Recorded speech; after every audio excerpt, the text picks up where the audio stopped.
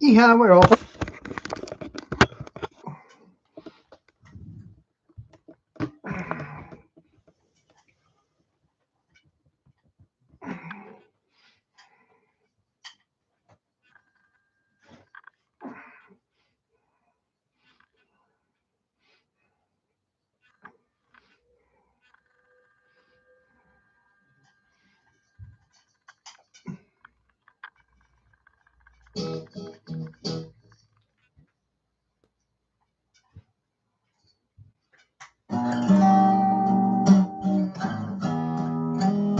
Somewhere over the rainbow, I ain't gonna say ya. Well,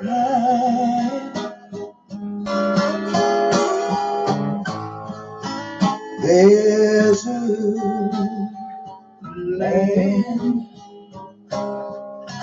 that I heard of once in a lullaby. Well, somewhere over the rainbow, sky is blue,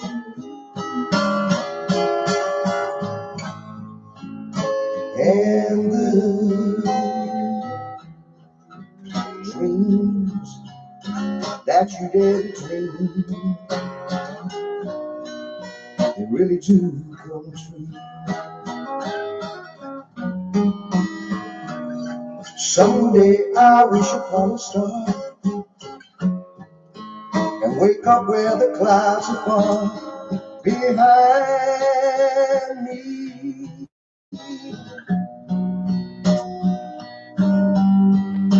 Where troubles melt like lemon drops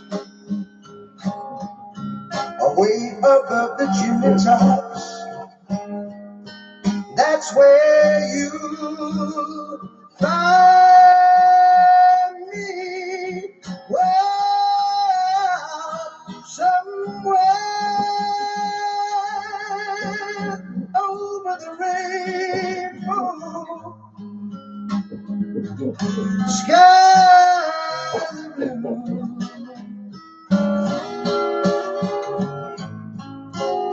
and the dream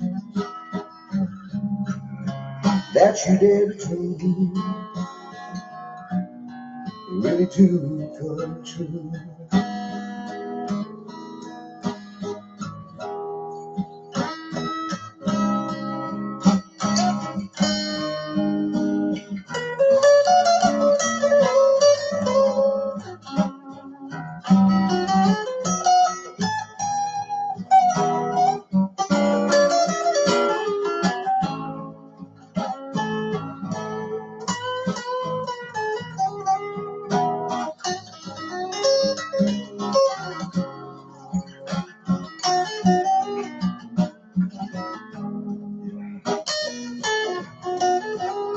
Someday I wish upon a star, and I wake up where the clouds are far behind me.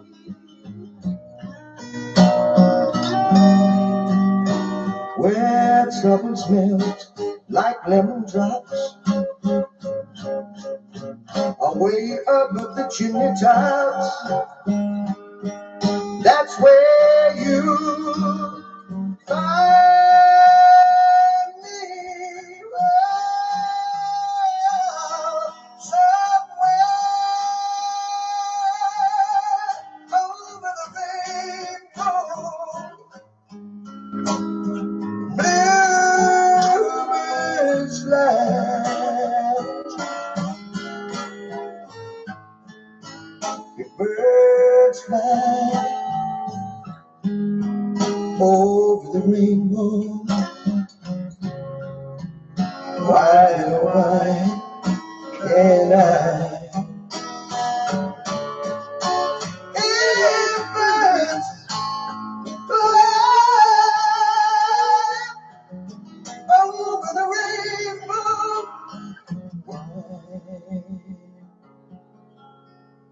Oh, why can't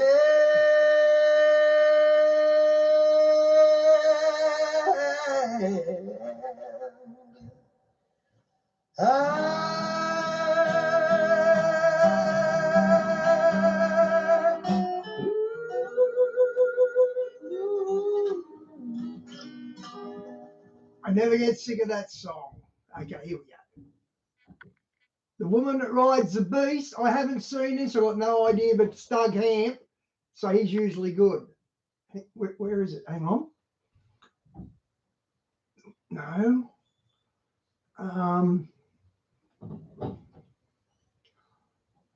Where'd it go? Oh, no. Oh, that's history. There it is. Imagine if there were businesses that could impersonate other businesses. There are. They're scammers. They might hack your emails, imitate your invoices, and get your customers. Help others find truth. Support New Awakening International today. The symbolism is all over the Bible. But what does it mean?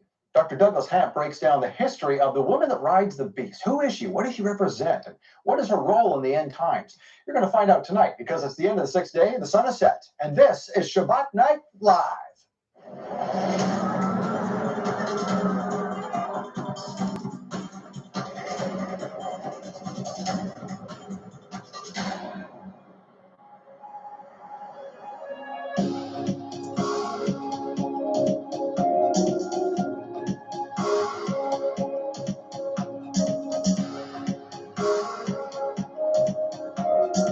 As they take this message out into the world. Well, Shabbat Shalom, Torah fans. Welcome to Shabbat Night Live with Michael Rood. Who or what is the woman that rides the beast? There are symbols all over the Bible and all over some of the world's most ancient artwork, too. So tonight, Dr. Douglas Hamp explains what it means in the 4th and final episode of Satan, the Ancient Enemy. We'll talk more about that in just a minute and more about our free online Yom Teruah event in just a second. But first, let's see where we are on the astronomically and agriculturally corrected biblical Hebrew calendar. This is the 4th and final Shabbat of the 6th month, which means that the fall feasts of Yehovah start next week. Let's talk about that with the Chief Operating Officer of Rood Awakening International, Ted Clayton. Thank you, Scott. I'm so glad to be here. And boy, do we have a great Yom Teruah event coming. Yes, we're just setting up in here for the kickoff, which is the fall feast season, which, of course, is Yom Teruah. Now, next Thursday, I believe, is going to be the first day of Yom Teruah. Exactly. And we're holding the event on Friday, Saturday. That's right. And it's a completely free event, ladies and gentlemen. And Scott, tell them where they need to go to sign up. Oh, very simple. YomTeruah2021.com. Simple as that. You'll go to a sign-up page. Why do you need a sign-up page if it's free? Because we have to send you a code. We have to send you a code to show you where to watch this thing. And it's different than that Yom Teruah 2021 page. So go to Yom Teruah 2021, sign up, get the code, and watch your email, because that's how we communicate with you back and forth. Right. Whichever email you enter in when you fill out the form, and then you'll get all of the details on that. But we're going to give you some of the details tonight. Right. Now, on September 10th, we have a special edition of SNL where we're going to be going through all of the guests and talking to them and giving you a little idea of what each and every one of them is going to talk about. But Scott, you also have a very special bonus teacher that's going to be on our michaelrood.tv app. Talk to us about that. Right. So this will not be on the broadcast, but this will be on the app. And I spoke to Dr. Vladimir Zelenko. You may know his name from when he was developing a protocol when nobody had really any answers for the pandemic. Right. And he actually discovered something that worked, or at least worked to stave off a bad infection. Right. And so he shared that with then President Trump. And President Trump actually had a news conference about it. And so that's where Dr. Vladimir kind of came into the spotlight. And now he has been sort of, maligned for that kind of thing. But I thought, he's got some really good information and people really need to hear this. So it's going to be as a bonus only on the michaelrood.tv app. That's right. So if you're interested in that, go and see it. And the rest will be tomorrow. That's right. And starting at 10 a.m. On that Saturday. Or not tomorrow, next week. Next week. That's right. So you can sign up now, but go back to next week. That's right. 10 o'clock on that Saturday of the Yom Teruah special event, we'll have Joel Richardson. And at 11 a.m., Pastor Carl Gallups has a new book, and he's going to be talking about that and so much other stuff as well. And his book is called The Summoning. So we'll be looking forward to that. Then we'll take a lunch break. And then back at 1 o'clock, we'll have our favorites, Nehemiah Gordon and Keith Johnson. They are going to be talking about trumpets and what the real meaning of all these trumpets, what's the different types of trumpets.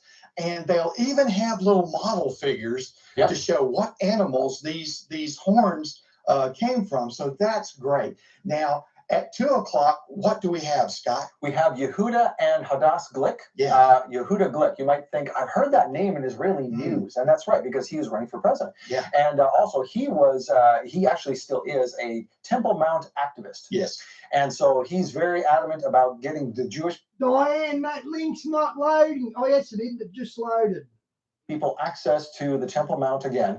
And so he's going to talk to us about that and a wonderful project that he and his wife Hadass are working on to not only support widows and orphans, but to bring them together. Which is a great idea. Absolutely outstanding. At 3 o'clock on Yom Teruah Day, we'll have Nehemiah Gordon and Frankie Snyder. And this is going to be a great interview talking about the floor of the temple. Talk to us about that. So Frankie Snyder was going through she was on the Temple Mount Sifting Project, and she discovered that there were floor tiles there from all over the world, from places. Now at the time, we're talking about Second Temple, even First Temple. She's discovered things that people didn't think were there, and that she's proving that it is there. And so she's going to share that whole story through Nehemiah on tomorrow, or not tomorrow. I keep saying tomorrow. It's next week. I wanted to come tomorrow. No, it's next week. It's on the 11th, September 11th, no doubt. And we're going to be talking about a lot of prophetic things as well. And it's very interesting that this falls on the 20th anniversary of 9/11. And after that, we're going to that's exactly right. We're going to have a roundtable discussion with Nehemiah, Keith, you and myself, and we're going to be talking about things in the prophetic and how they align with Yom Teruah. And then, of course, at 7 p.m., we got the best of Michael Rood, best Yom Teruah teaching ever. You're not going to want to miss a moment of this very special teaching with Michael. So be there at 7 o'clock for that. And Scott, once again, how can they sign up to watch this? Diane, they completely stole their funds. Wow. We're in store for that.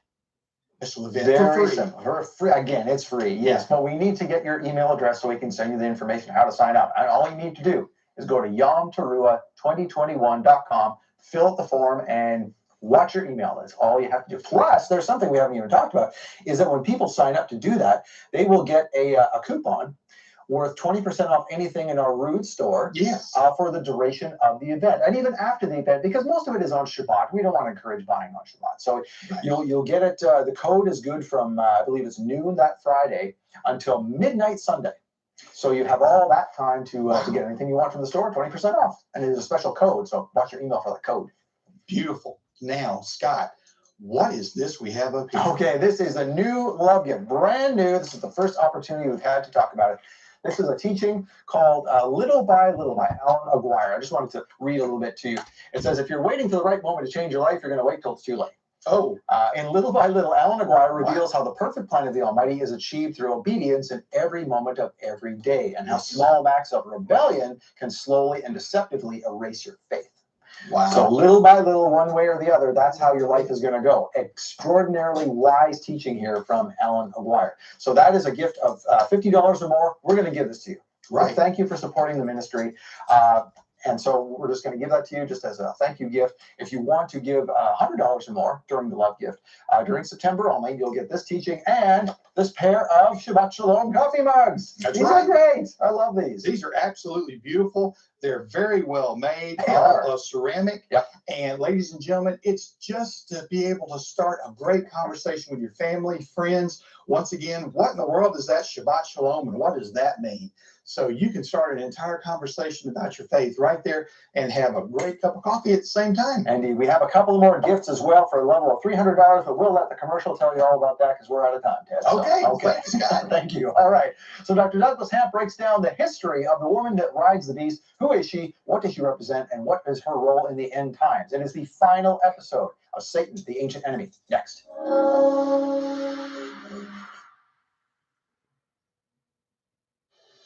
If you're waiting for the right moment to change your life, you're going to be waiting until it's too late. In this month's Love Gift teaching, Little by Little, Alan Aguirre reveals how the perfect plan of the Almighty is achieved through obedience in every moment of every day. Man, look at his earrings. I reckon that's, yeah, I don't reckon that's cool wearing earrings like that. That's not cool at all if you're a guy. Little by little, Alan Aguirre reveals how the perfect plan of the Almighty is achieved through obedience in every moment of every day. Transformed by what? The renewing of your mind. It's like it's all in there. All we have to do is do it, submit to it and do it, and cooperate with the process. Right. Little by little, we'll challenge you to re-examine the busyness of life and take time for the important things that will build an impenetrable fortress of faith when difficulties arise. But the only way to watch it is to receive it as our gift. Yeah, they're going to take our fun sooner or later anyway when they do the Great Recess. I think Diane posted a link on someone saying, like, might have been that Klaus dude, that they need starvation to bring in the Great Reset. I'm pretty sure Diane posted a link on that. So we're all going to lose our cash. A $50 love gift, and we'll send you Little by Little with Alan Aguirre on DVD or Blu-ray. Or for a donation of $100, we'll send you Little by Little, plus a pair of ceramic Shabbat Shalom coffee mugs, the perfect complement to your Torah study. Or as a special offer, for a donation. Yeah, I knew you did, Di. I remember all your links because I always say wow because they stun me the links you send. So that's why I always remember them. $300, we'll send you Little by Little, the Shabbat Shalom coffee mugs, plus this 10 Commandments monument with a framed depiction of Jerusalem, and this unique bookmark made. Okay, guys, I got to admit, that one. Coffee mugs. Not that one. Plus this. I'd like that, the 10 Commandments on, like, that's a good little ornament. I like that one. 10 Commandments monument with a framed depiction of Jerusalem, and this unique bookmark made of olive wood from Israel, etched with a verse from Psalm 122. These are special gifts from Michael Rood to thank you for your support. Make your donation today and receive the $50 gift, the $100 gift, or the $300 gift. Remember, this offer ends September 30th and supplies are limited. Call now to receive your gifts. 888-766-3610. That's 888. Can someone tell him they're not gifts if you're paying for them? If you're actually paying for them, they're not gifts. 766-3610. Or get your gifts online at monthlylovegift.com.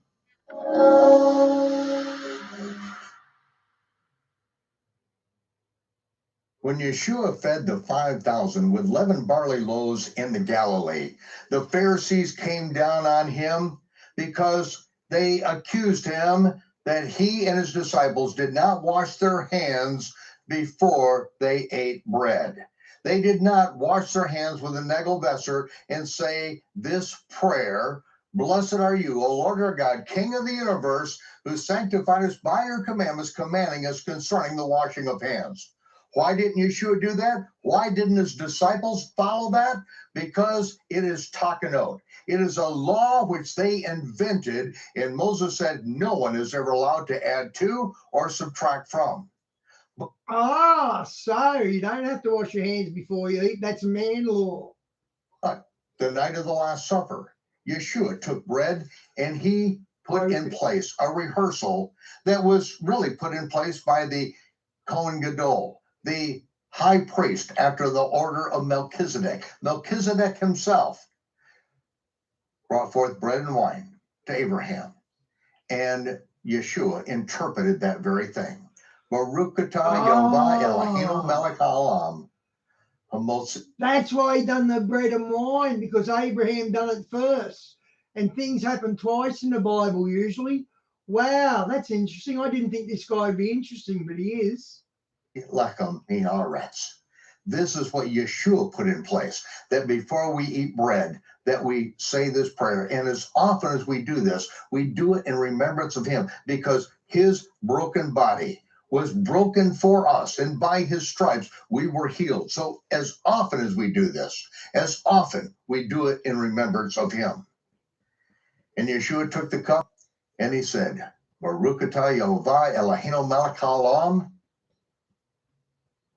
Orei Pri Hagafen.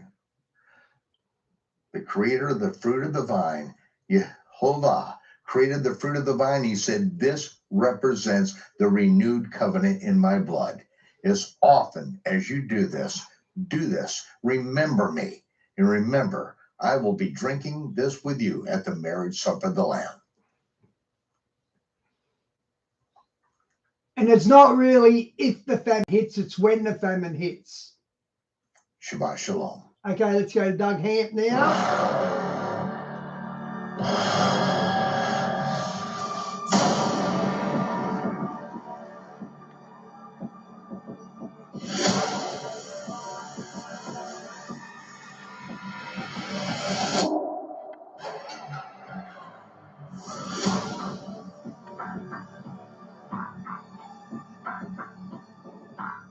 So the question of the night is, how do we understand Revelation? We understand Revelation by going back to Genesis. As Michael Rood says, in order to understand the beginning or the end, you have to go back to the beginning. It's all the same thing. Dr. Doug Hamp, welcome again to Shabbat Night Live. Thank you. Your new book, Corrupting the Image, is hot off the presses. It's on Amazon. We encourage everyone to get it. Just go to Amazon, search Corrupting the Image Part 2 by Dr. Douglas Hamp.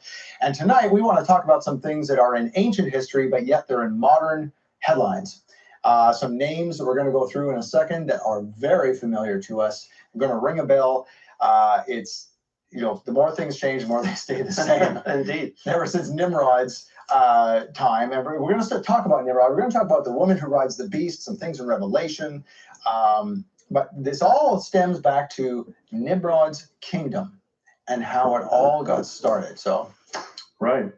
And kind of a preface to that is really in Revelation chapter 17, John saw a woman sitting on a scarlet beast, which was full of names of blasphemy, having 7 heads and 10 horns. And then, he's also told, and on her forehead a name was written, Mystery Babylon the Great, the mother of harlots and of the abominations of the earth. Right. So there's been various theories as to who this person is. Right. But I think, people have, said maybe it's the Vatican or it's New York City or it's Las Vegas or something like that. And I would suggest that those may be all part of the system, but they're not actually Babylon. Babylon is Babylon. I mean, it's really simple. So if we go back to Genesis chapter 10, it says, Cush begot Nimrod. He began to be a mighty one on the earth. He was a mighty hunter before the Lord.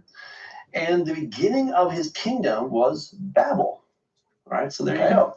And Erech, now Erech, the modern interpretation or variation on that name is Iraq, right? The Iraq. Talia, if that's right, that the first, thou call me Yahuwah, I am God Yahuwah. If that was taken out of the Bible, because it's out of the commandments, because there's 10 commandments, if that was taken out, what commandment was put in its place? So yeah, good question. The Iraq, yes.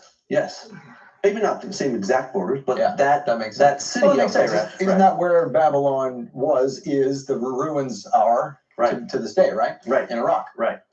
So, there's a little difference between modern day Iraq and the ancient city of Iraq, but it's the same general area that we're talking about. Mesopotamia, Sumer, Shinar. And it says, and Akkad, so we've been talking about Akkadian, right? So Akkad, right, comes from there. And Calneh in the land of Shinar. Right, the land of Shinar is Shnei Narot, which is the 2 rivers, which in Greek is Mesopotamia, Mesopotamia, right? So there you have it. Okay. So this takes us all back to that place. And, then we have, of course, other places as well that he talks about, but it all starts there. And that's as far back as you can go, right? I mean, there's no civilization that we know of, written civilization, older than Sumer. Sumer that's it. That's kind of the bedrock. And that's where we find Enlil. And that's where we also find Inanna. All right. So Inanna, people know her maybe by Ishtar, Ashtoret, right? She's the woman that rides the beast. And in the book, I show, this is on page 184. There's literally a woman riding the beast. We've talked about her a little bit, but that woman who's on the back of this Anzu bird, who is both Nimrod and Enlil, that woman is Inanna, right? And so she's a naked young woman, right? She's a perpetual virgin, not because she's like good, but she's always available. She's always fresh, ready to go, and she represents lust, right? When you go fishing, you don't just throw a hook in the water and expect a fish to bite it. You've got to put some kind of a lure or worm or something that's going to entice the fish to bite the hook. And it's no different. Satan's fishing for people. And he has to give us a lure, something that says, oh, I want to bite that. And of course, then you get hooked, right? But it's the trap. And the woman on the beast represents the trap. That could be sexual nature, could be money, could be power, could be fame. It really could be any one of those, desires of the flesh or lusts of the flesh, lust of the eyes and pride of life. Any one of those things she could represent that. But that we see an actual woman riding a beast. This is from about 2200 BC. This is it, right? This is bedrock, right? Yeah. We can't go back any further. This is not new in Revelation with John. This is right. This has been here. Yeah, and Inanna means the queen of heaven, right? It's the lady of heaven. So all of the epithets that we find of her in the Bible. Remember in the book of Jeremiah, they're making cakes for the queen of heaven. That's her, right? I mean, God is wrathful against the city of Babylon and the system of Babylon. He talks about it so many times. I mean, we've got a mention of Babylon in Isaiah 13, 14. It's in Isaiah 47, just to name a few. You've got it in Jeremiah 50, 51, 52. Then you have it in Revelation 14, 16, 17, 18, 19. And I missed a bunch, right? Because God is saying, look, I'm going to destroy this place because it's Babylon, the system that was created by Satan to lure us into following his devices instead of God's devices. And it really comes down to one simple idea: pleasure, right? God says that there are pleasures at his right hand forevermore. Jesus says that God is a good father who delights to give good gifts to his children. What could be better than that, right? But it comes with a cost. I have to deny myself. I have to die to the flesh and take up my cross daily. And, who wants to do that? So right? It's instant. So Satan lures us with instant gratification. Yes. Why wait for that? You can have it now. Right. Forgetting the fact that this body's temporary. Right. The good things forevermore don't come with him. That's right. They come with, delayed gratification. And what do we call that? When people do drugs, and then they have to get another high, that's called chasing the dragon, right? It's no accident, because that's what you're chasing. Look, let's be perfectly frank. The pleasures that he offers are real, and they're pleasurable. They feel good, but they're ephemeral. They're like a vapor, and they're gone. And then you've got to go get the next high and the next high. But God says that the pleasures at his right hand are forevermore, right? They're not passing away. They're not disappearing after a few brief moments, but they endure. That's the distinction. So Satan has to give us some reason to sign on to his kingdom of death, right? Hey, I got death for sale. Who wants to buy some? Who's going to sign up for that, right? But if you make it look really pretty and it smells pretty good and it's alluring, well, I'll sign up for that, right? Because suddenly that seems like a good deal. But in the end, what are you left with? death. There's nothing to show for it. You know what's we've talked about Cancun a couple of times, and the Chichen Itza, and what the Day of the Dead that is celebrated in Latino culture is the skull, but there's flowers on it. Mm-hmm. It always looks very beautiful, as if this isn't something to be feared, it's something to be embraced and loved and looked forward to and embraced. Yeah. It's that same lure, that's the hook, line, and sinker, speaking of a hook, is right there. Right. You know, so it's amazing that even the city of Babylon itself was known as the pleasure palace of the gods, right? So the whole city was called this. I mean, it's the abode of the gods was this pleasurable place. And you know, we talked about the whole idea of a ziggurat as a pyramid, and I believe that the New Jerusalem, I'm not sure where you stand on this, but my understanding of the New Jerusalem, it's not a big cube, as some people suggest, but I would suggest it's more like a pyramid or a ziggurat, right? Because throughout Scripture, we're told about God's holy mountain. The Pope visited Iran about 6 months ago to go to a ziggurat. So ziggurats are important. Right? A mountain looks like a ziggurat. In fact, a ziggurat is an artificial mountain. Right. And that's the whole point. So Satan has been trying to recreate God's abode, but here on earth in his own version, his own format, so that he will be worshipped on top. But he doesn't have pleasures at his right hand to offer people. So he comes up with all these other ways to do that. And that's where the woman comes in. And the woman that rides the beast, we see her again and again, in these various formats where she is on the back of a lion or some kind of a beast. Usually it's a lion. She's naked. We see this in the Egyptian society. We see this in Akkadian. In Akkadian, she becomes known as Ishtar. She's also the goddess that went down into the underworld. And when she was gone, the earth turned round and, not fertile. But then when she comes back up out of the underworld, then that's when we have all the fertility cults.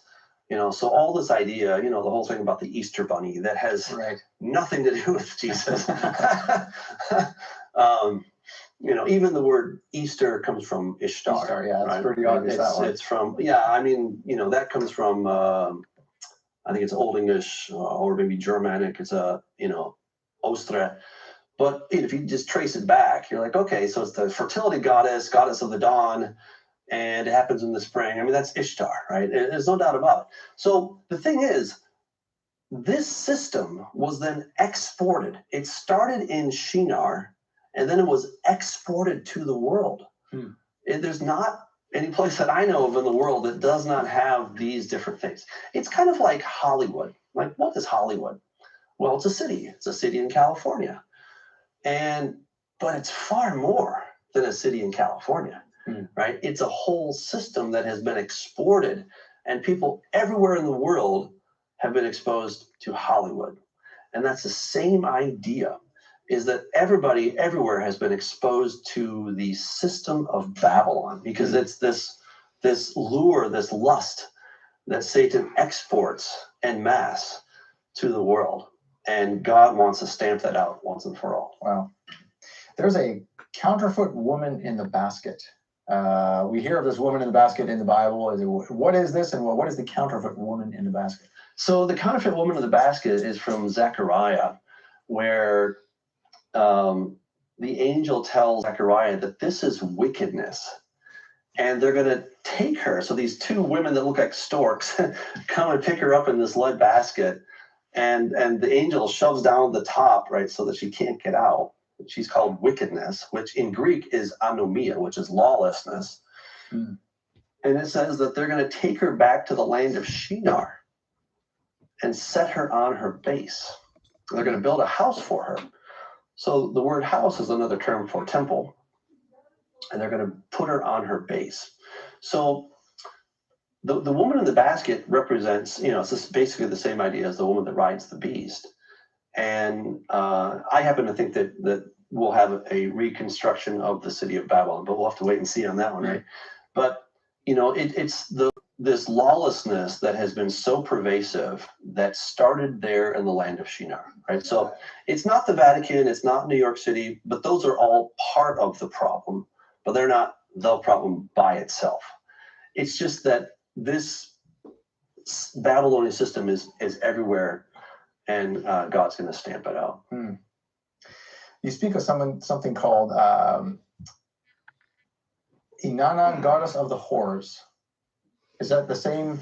It's the same. Speak of here. It's the same one. Yes. Okay. Yep. So she was known. So when the Bible says that she's the mother of harlots, she was known as the goddess of the harlots, the goddess of the whores. So again, John is not inventing new things in his vision, but God is giving him a revelation about what had already come. I don't know how much John knew about ancient Sumer. I would guess it was 0. Because see, Sumer was just as far away for him as John is for us. Right, it's a couple thousand years. Yeah. Right. So it had already been gone, right? He didn't know anything about ancient Sumer, but certainly the influence of it was everywhere. And what's amazing is that even though Sumer and the various civilizations were conquered by other civilizations, it was really the gods of Sumer that won. Because even though politically they might have been defeated, but as far as their theology and as far as their god system, that was exported to everywhere. And by the time the Romans come along in John's day, what gods are they worshiping? Well, the gods of Sumer, right? There's no Roman gods. We know that the Romans got them from the Greeks, right? Where did the Greeks get them from? The Greeks got them from the Phoenicians and from other people in the land of Canaan in the Middle East, right? And then those come from Sumer, which was started by who? By Nimrod. And it's interesting that who is the woman riding on? The beast, who is Nimrod, right? So it's the beast that's supporting the woman. The woman really doesn't do anything. Again, she's just the magnet. She's the lure. But the one in control is the beast. And what's amazing is what's driving him is Satan. So I have another little easier one to see here on page 186. All right, so you can see the woman who's on the back of the beast. So the beast is both Enlil and Nimrod, but in the chariot, the guy who's driving is Enlil. So he's the one that's pushing the whole agenda. Interesting. Yeah. This riding on the beast and then the chariot almost, and you bring this out in your book right here about how Mystery Babylon is like a Trojan horse. Yeah. Something a little more recent in history, but how is it like a Trojan horse? Well, so yeah, the way that it's a Trojan horse, remember that according to the story, the Greeks were trying to take Troy. Their defenses were impregnable. And so they finally came up with an idea of, well, let's give them a gift. And then, of course, the Greeks were hiding inside the Trojan horse. The Trojans, they brought it into their city. And so then once they were inside the gate, then the Greeks were able to take the city. And that's the thing, is that when we're in God, we are impregnable. Just like when Balak wanted Balaam to curse the children of Israel, he could not do it because they were blessed. Didn't matter what he said. He could not curse them because they were blessed, right? So they had God's wall of fire protecting them. But once the Israelites just sort of opened the gates, hey, come on in, then Satan was able to get a foothold in their hearts and in their minds and in their kingdom, and it was pretty bad from then on. And so that's the same thing, is that when we are in Yeshua, we've been forgiven of our sins. His blood has cleansed us from all unrighteousness. We're his. We're ambassadors. We are deputized to do amazing things. We're powerful. And Satan can't touch us. That's the amazing thing. He cannot touch us. And so what he has to do is, he can't curse me, but I can curse myself.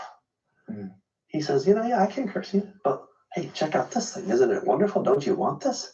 Right? And I'm like, ooh, yeah, that shiny thing looks really nice. I think I'll take it. And I bring it into my life. I'm now opening the gates. It's kind of like letting a vampire into your house, right? So Trojan horse into your city. right. According to the myth, right? According to the myth, vampire cannot enter into your home unless it's invited. And I think that's the same basic idea, that Satan can't just come into my house, my person, unless I invite him in. But once I invite him, then he's got a foothold. Now he's in. That's the Trojan horse. And it's because, again, whatever it may be, whatever my vices, whatever that button of lust that gets me, whether it's sexual or power or whatever, that thing that I'm like, ooh, I've got to have that. That's when I open the doors and I get bombarded with stuff. We've got just a couple of minutes left in this segment, but I wanted you to talk about Easter and William Tyndale. There's a connection here. What is that connection? Well, so, sometimes I hear, about every time Easter comes around, I start hearing, various chat groups and stuff. Oh, this is the worst thing ever, And I just think we should be careful, because if we were speaking Spanish, we would not even be having this conversation, because the word Easter does not exist in Spanish. It's La Pascua. Okay. So there's just been a fundamental misunderstanding about this term. So in the English speaking world, when we come to the term Easter, it's because William Tyndale, who was the first one to translate the New Testament from the Greek into the English, right? So previous generations were using the Latin Vulgate to translate that into English, but he went back to the Greek, and so we're very much indebted to him. And when he came to the word, to the term Passover, which he coined, by the way, okay, he, in the New Testament, he called it Easter. So when Jesus said, I greatly desire to eat this Easter with you, right, he wasn't talking about Easter Sunday, right, or whatever you want to call that, Resurrection Sunday. He was talking about Passover. Now, why would William Tyndale do this? Because he had no clue about what Passover was. He really had no idea. Why? Because the Jews had been hated for centuries upon centuries, and nobody in the church in William Tyndale's time knew anything about God's feasts. So it was in ignorance that he translated the word as Easter versus, Passover or something. So it was just an innocent mistake. Well, I think so. I mean, the guy was burned burned at the stake as a heretic because he translated the New Testament into English, and we owe him a huge debt of gratitude for doing that. I mean, we're the beneficiaries of his sacrifice and of his work. And so I don't think he had any kind of evil intentions, that he was trying to subvert Christianity or something like that. He was ignorant. He just didn't know. I still don't ascribe to the word Easter. I think it's a very unfortunate translation, but it wasn't for evil motives. It was just ignorance. Gotcha. Well, we are unraveling that today, so all the better. Okay, so we're going to come back and talk about Yeshua, the superhero. So I reckon that as well. Easter and Christmas, it's your intentions. Like he just said, the guy who invented Easter done it for noble reasons. He wasn't copying Ishtar or whatever. That's interesting. Up next. Okay. Thank you for watching Shabbat Night Live thus far. We have much more to come with Dr. Douglas Hamp, and it's to you that we give the thanks. Thank you for bringing him here. That's the only way we can support Shabbat Night Live is through your donations. We're going to ask that you would consider such in just a couple of minutes here. We'll be right back.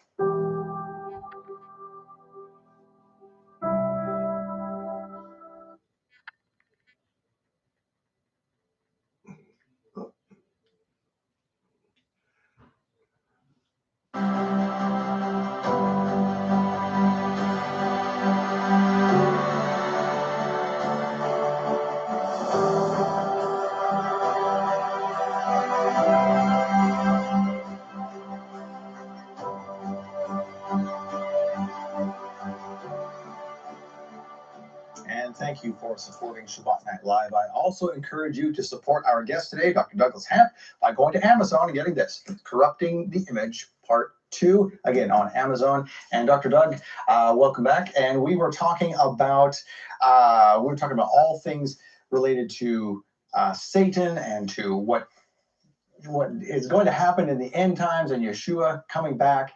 And there's a phrase in the Bible that says, the gates of hell cannot prevail. And it's a good cry of victory for Christians and believers. But what does that really mean in relation to what Yeshua did on the cross? Yeah.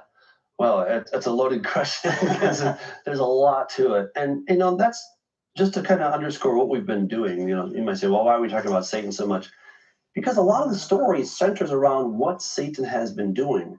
And Jesus' act on the cross was the remedy for what Satan did and what mankind did, of course, as well, right? We're the ones that got ourselves in trouble.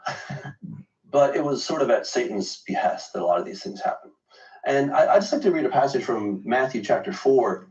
It says, this was fulfilled what was spoken through the prophet of Isaiah, the land of Zebulun, the land of Naphtali, along the sea road, beyond the Jordan, Galilee of the Gentiles. The people who live in darkness have seen a great light. And for those living in the shadowland of death, light has dawned.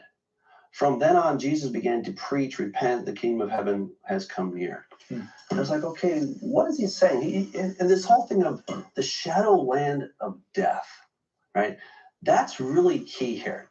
Because the shadowland of death, so when we think about the geography, you've got the Sea of Galilee, and right next to the Sea of Galilee, on the east side of the Sea of Galilee, a little bit to the north, you have Mount Hermon, right? And whose headquarters were there? King Og. King Og was of the land of Bashan.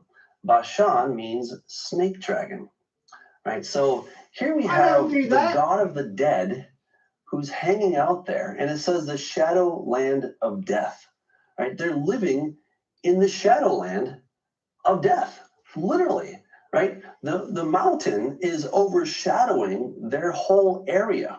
And so when Jesus comes along, we often focus on many of the miracles and whatnot, but remember that the entire area of Galilee was overrun by unclean spirits.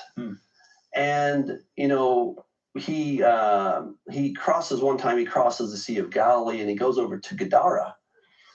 And as he's on the way, this crazy storm comes out of nowhere, right? And, Jesus is sleeping in the boat, and the disciples are like, Master, we're going to die. And, he almost gets the sense, he's like, come on, I'm really in a good nap. Don't wake me right now, And then he gets up, he's like, why did you wake me again? Like, what's the problem?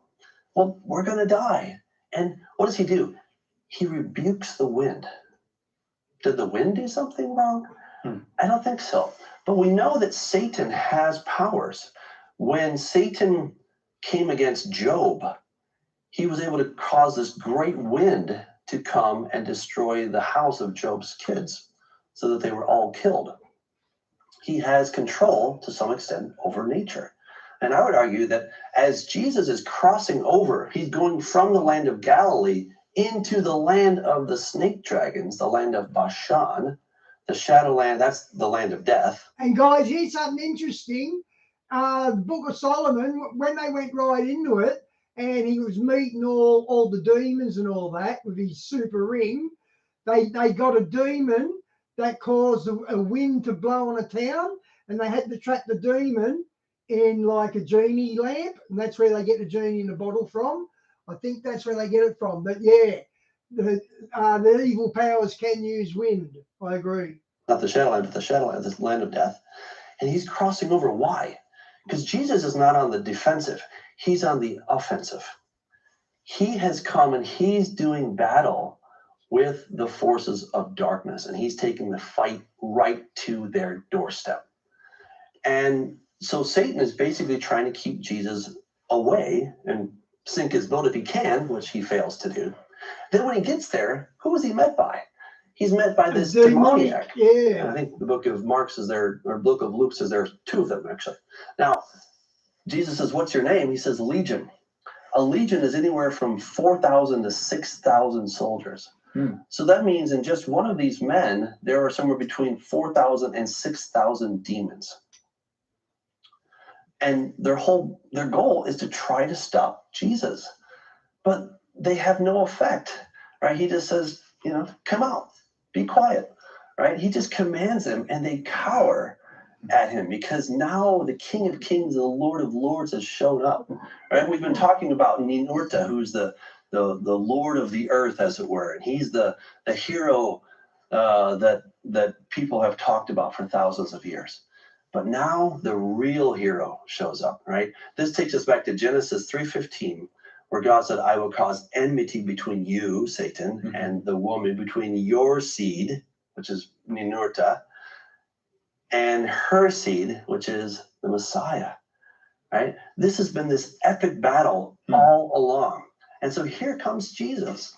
All right, I'm getting to your question. It's all good build up. You go. Okay, so yeah, so the gates of Hades. Hades is just the Greek word for Sheol, right? Sheol means the grave, and that's of course where dead people are, right? And who is the king of the dead? Satan, right? We've seen this. We've seen this in his various epithets of Ug, Bad, all these other names for him. Those are all the same guy.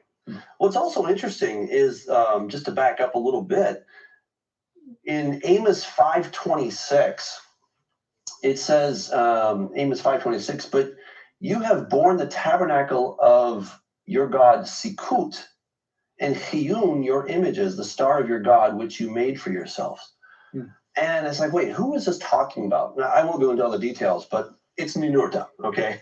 Ninurta is Sikut, that means arrow. That's one of his major epithets, was the arrow.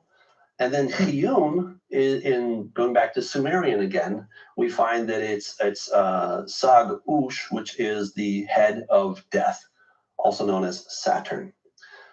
And so we go back to death yet once again, right? They were worshiping the god of the dead and worshiping Satan. And of course, he's speaking to the northern kingdom of Israel, the 10 tribes, and they're taken away, right? And so where is Jesus hanging out? In Galilee. That's in the area of the 10 tribes of the northern kingdom. And he's hanging out right next door to Hermon, right? So all of that is the basis that we're just getting started, right? This is the beginning of Jesus' ministry. Now, that happened right after Satan took him out in the wilderness and did a little test, right? So remember, Satan has had this prophecy of doom over his head for a very long time, right? That somebody's going to come and step on his head.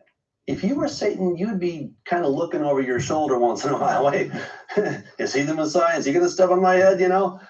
And you're going to do everything you can to spoil this person's efforts. So here comes Jesus. You know, he's got this miraculous birth and all this different stuff. And then he is baptized. And a voice from heaven says, this is my beloved son in whom I'm well pleased. Right? The Holy Spirit comes down. The cat's out of the bag. I'm sure Satan's scouts were out like, hey, it's him. At least that's what we heard, right? Mm-hmm. So he's like, oh, so you're the Son of Man, are you? You're the Messiah. You know, Jesus doesn't say anything. He's come to him after he's been fasting for 40 days. Okay, so if you're the Son of Man, Son of God, why don't you prove it? You know, why don't you're hungry, turn this rock and the stone into bread. Man shall not live by bread alone, right? Jesus easily deflects that. He says, okay, I got another test for you. And he takes him up to the pinnacle of the temple. And then he quotes a messianic psalm. And he says, you know, you throw yourself down and you will not dash your foot against a stone, right? His angels will catch you up, right? And what's interesting is that in the next passage, it says that that he is going to tread his foot upon the word peten, which is a word for like a snake or cobra, which is linguistically equivalent to the word Bashan, right? Which is the snake dragon. So Satan doesn't quote that, right? So it's almost like he's trying to pull a fast one on Jesus. He's trying to see how smart is this guy, right? And can I kill him? Right? If he is invincible and he's not killable, then I'll have to change my tactics. But you know, Jesus doesn't fall for it. He doesn't try to have this outward display of how awesome he is. But Jesus is on the game, right? He understands what's going on here. And then one final test is where Satan takes him onto a very high mountain. Now it's my belief that he took him to Mount Hermon. The highest mountain in the Israel area is Mount Hermon. It's 9,200 feet above sea level. That's a high mountain. So he takes him up there and he says, look, you know, all these kingdoms have been delivered to me, right? They're mine. and I can give them to whoever I want. Just bow down and I'll give them to you. Jesus, of course, doesn't fall for it, right? And so then he goes his way, and this battle ensues. All right, so then we fast forward to where Jesus takes his disciples to Caesarea Philippi. And if you've been to Caesarea Philippi, it's this really weird place. There's this thing called Banias down there, which is the cave of Pan, all right? And in the ancient world, they believed it was a portal into the underworld, right? Oh, so that it was okay. literally the gates of Hades, right? That's what they were calling it, at least in Greek, that's what they call it, the gates of Hades. And it happens to be at the base of Mount Hermon. Okay, so see how it's all coming together, right? All right, so the cave of Banias, the cave of Pan, the gates of Hades, is at the base of Mount Hermon. And that is where Jesus tells his disciples that the gates of Hades will not prevail against his kingdom. Now, there was a belief in the first century that the gates of Hades were not just defensive things to keep bad people out, or the good team out, but it was that they were going to open up. They were expecting the gates of Hades to open up and to let out this horde of demonic host to come flooding out of there. That's what they believed in the first century. And I tend to think that was the plan, that Satan, as we've been seeing throughout the book, that he's been trying to create a portal, to create some kind of a nexus so that he can come into this world. He tried it with the Nephilim, ultimately failed, thanks to God. He tried it with the Tower of Babel, ultimately failed because of the confusion of the languages. He tried it with King Og of Bashan and the Nephilim that were in the land in the time when the children of Israel came into the promised land, right? So he's been trying it again and again and again. And so here comes Jesus. And I think the plan was, we're going to open up the gates and let out the host. In the book, we won't go into this, but there's a picture that I talk about of this god Nergal, who is, again, Satan. And Nergal, the god of the dead, this very strange looking being, but we see him on a stone from about 1200 BC. And it's exactly what's described in Revelation chapter 9, right? And we know that in Revelation chapter 9, a star falls from heaven. He has the gate of Hades, and he opens it up. And then this host of demonic and this horde just comes out from that place. I think that's what Satan was trying to do in the first century. And Jesus said, nope, it's not going to happen. All right. Then 6 days after he makes that declaration, what does he do? Something very strange. He takes Peter, James, and John up. They hike 9,000 feet up. That's a pretty good trek because they're starting at sea level or below sea level. And they come to the top of Mount Hermon.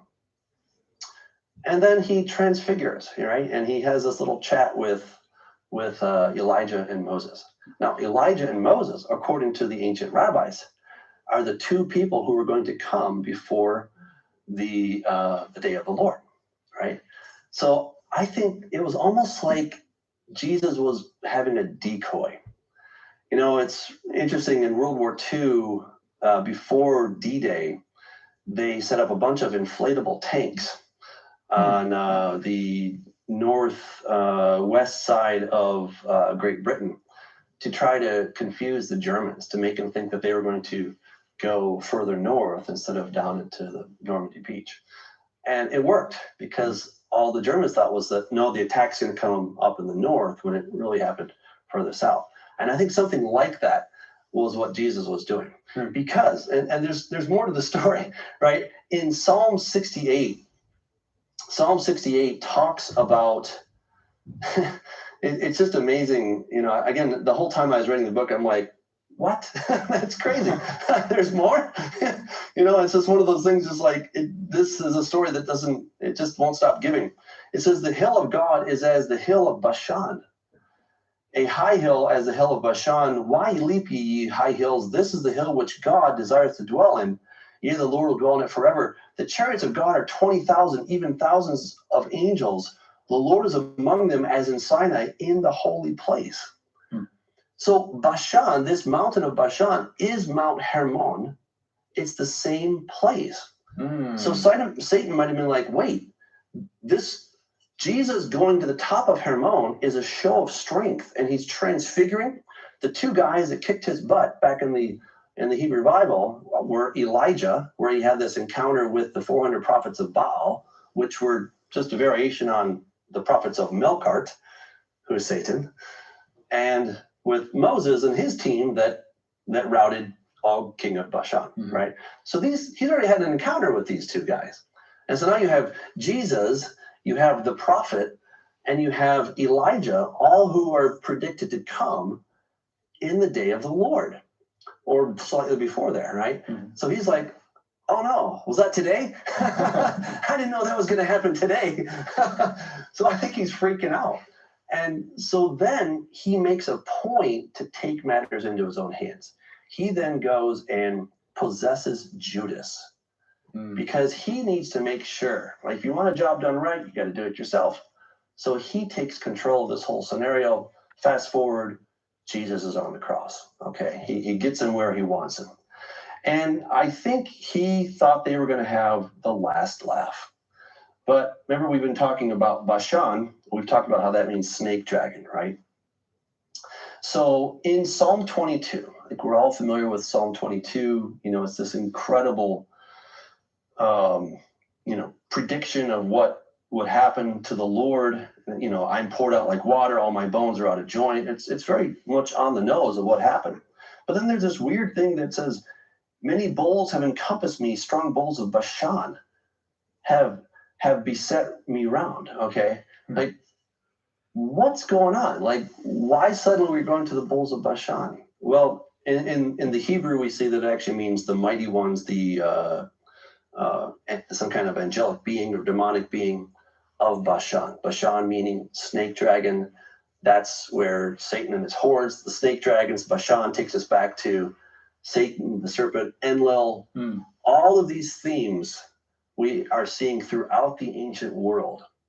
And so here's Jesus on the cross, and these bulls of Bashan are not cows, but they are the mighty ones of this area of the snake dragon, right? So this host that Jesus has been fighting and he's been having victory against, now put him on the cross. And they're thinking, you're going to step on our head? Don't think so. You're not going to do that when you're dead. And Satan's thinking, well, this wasn't hard, right? That was easy. You know, here, this is the guy that's going to crush my head. No, I just took care of him. And he's going to be part of my kingdom forever, the kingdom of death. Imagine the shock when Jesus goes down. And he says that he spoke to the spirits that were formerly disobedient in the days of Noah. 1 Peter chapter 3. He spoke to them. He says that he proclaimed to them. And I mean, what could he possibly proclaim other than, I now have the keys of death and Hades, right? I'm out of here. You might have put me here, but I'm not staying. And then he resurrects. And Satan never would have done this if he really had understood the whole thing. But that is how Jesus got the authority back. He was able to win back that authority. And we've talked about the tablet of destinies. I believe the tablet of destinies is spoken of in Revelation chapter 5, where it talks about the scroll that's in the Father's right hand. And nobody was found worthy to open that scroll except one, that who was slain, right? And the lamb that had been slain, and he was found worthy to open it, because it wasn't about strength. It wasn't about who had more muscle.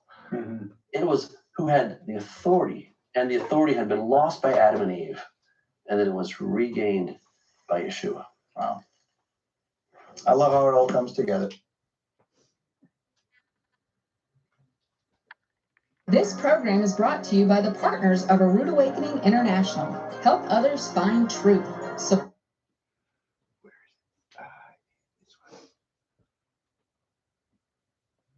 You're showing your age, girl. She's popping off, y'all. No, thanks. When life gets ahead of us, it can be hard to make sure we're getting all the vitamins and minerals our body needs to function optimally. I always wondering, why are we talking about it then? We're not even going to be around. Okay, Di, I'll go check it out. Hey guys, welcome to Prophecy Roundtable. Tonight we are talking about who or what are the four horsemen. Oh boy, everyone's got an opinion. I have an opinion. Scott has an opinion. I think John has an opinion as well. So we're going to share our opinions. It doesn't mean that we're right. We could be right. We might be wrong. But the fun thing is that we're going to have a lively discussion about this topic. Now, I'm going to just let you know, in my corner, I've done a lot of research on this, and so I have a pretty strong opinion. But I think my co-hosts have pretty strong opinions as well. So this should be a lot of fun. Put your questions in the chat. We'll do our best to get to them. And we're going to get into this lively discussion on who or what are the four horsemen. Hey, guys, it's great to see you. You as well. I'm not in disguise tonight. I have on my lawyer uniform. You look so official, Scott. Maybe I that's had the beginning court of the today. end. It's the beginning of the end, you know? Like last time you're wearing a baseball cap. Now you're like all looking smart. I will say that. You're looking very smart. I try to use correct English. There you go.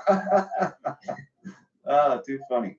Yeah. Well, what are the basic topics? I mean, we know, well, of course we know the topic, but what are the basic thoughts of the four horsemen? What are some of the things that you guys have heard regarding the four horsemen? Starting as a kid? Yeah. I mean, obviously I grew up reading Hal Lindsey and, John Walbert and all those people. So I was always initially taught and believed that don't really need to worry about them. We're raptured out of here when John is called up in Revelation 4 and the church is not mentioned in Revelation 6. So it's really nothing that we should worry about. I always wondered, why are we talking about it then? We're not even going to be around. But as far as what they are, I think the standard view from our dispensational brethren would be that the white horse the rider of the white horse is the Antichrist. I think that's probably a 90-95% view, if not greater, on the dispensational side. Obviously, as far as the other horsemen, I don't know that they've ever been given identity. But I will let John weigh in and then maybe read Revelation, and then I'll give my current understanding, which is due to change by the end of this program or tomorrow evening. There are a couple different views. The common view, at least in futurist premillennial circles today, is that the first horse is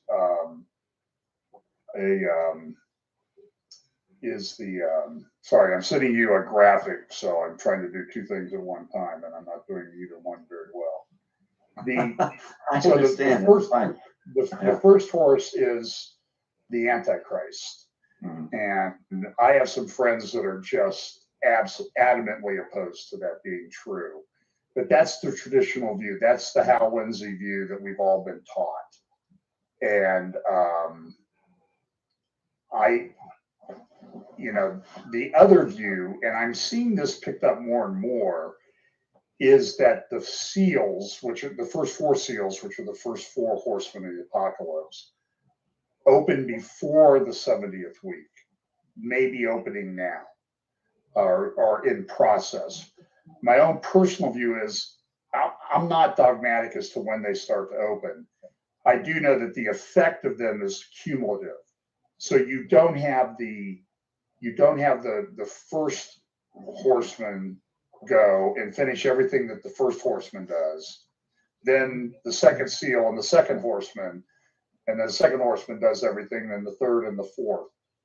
I think that the seals open maybe close to simultaneously or in short order, but the effect of those seals increases over time, and not until sometime in the 70th. Later in the 70th week is the full impact of the seals felt. So that's my basic understanding. Okay, well, let's take a look at the scripture and then we'll come back. What happened then?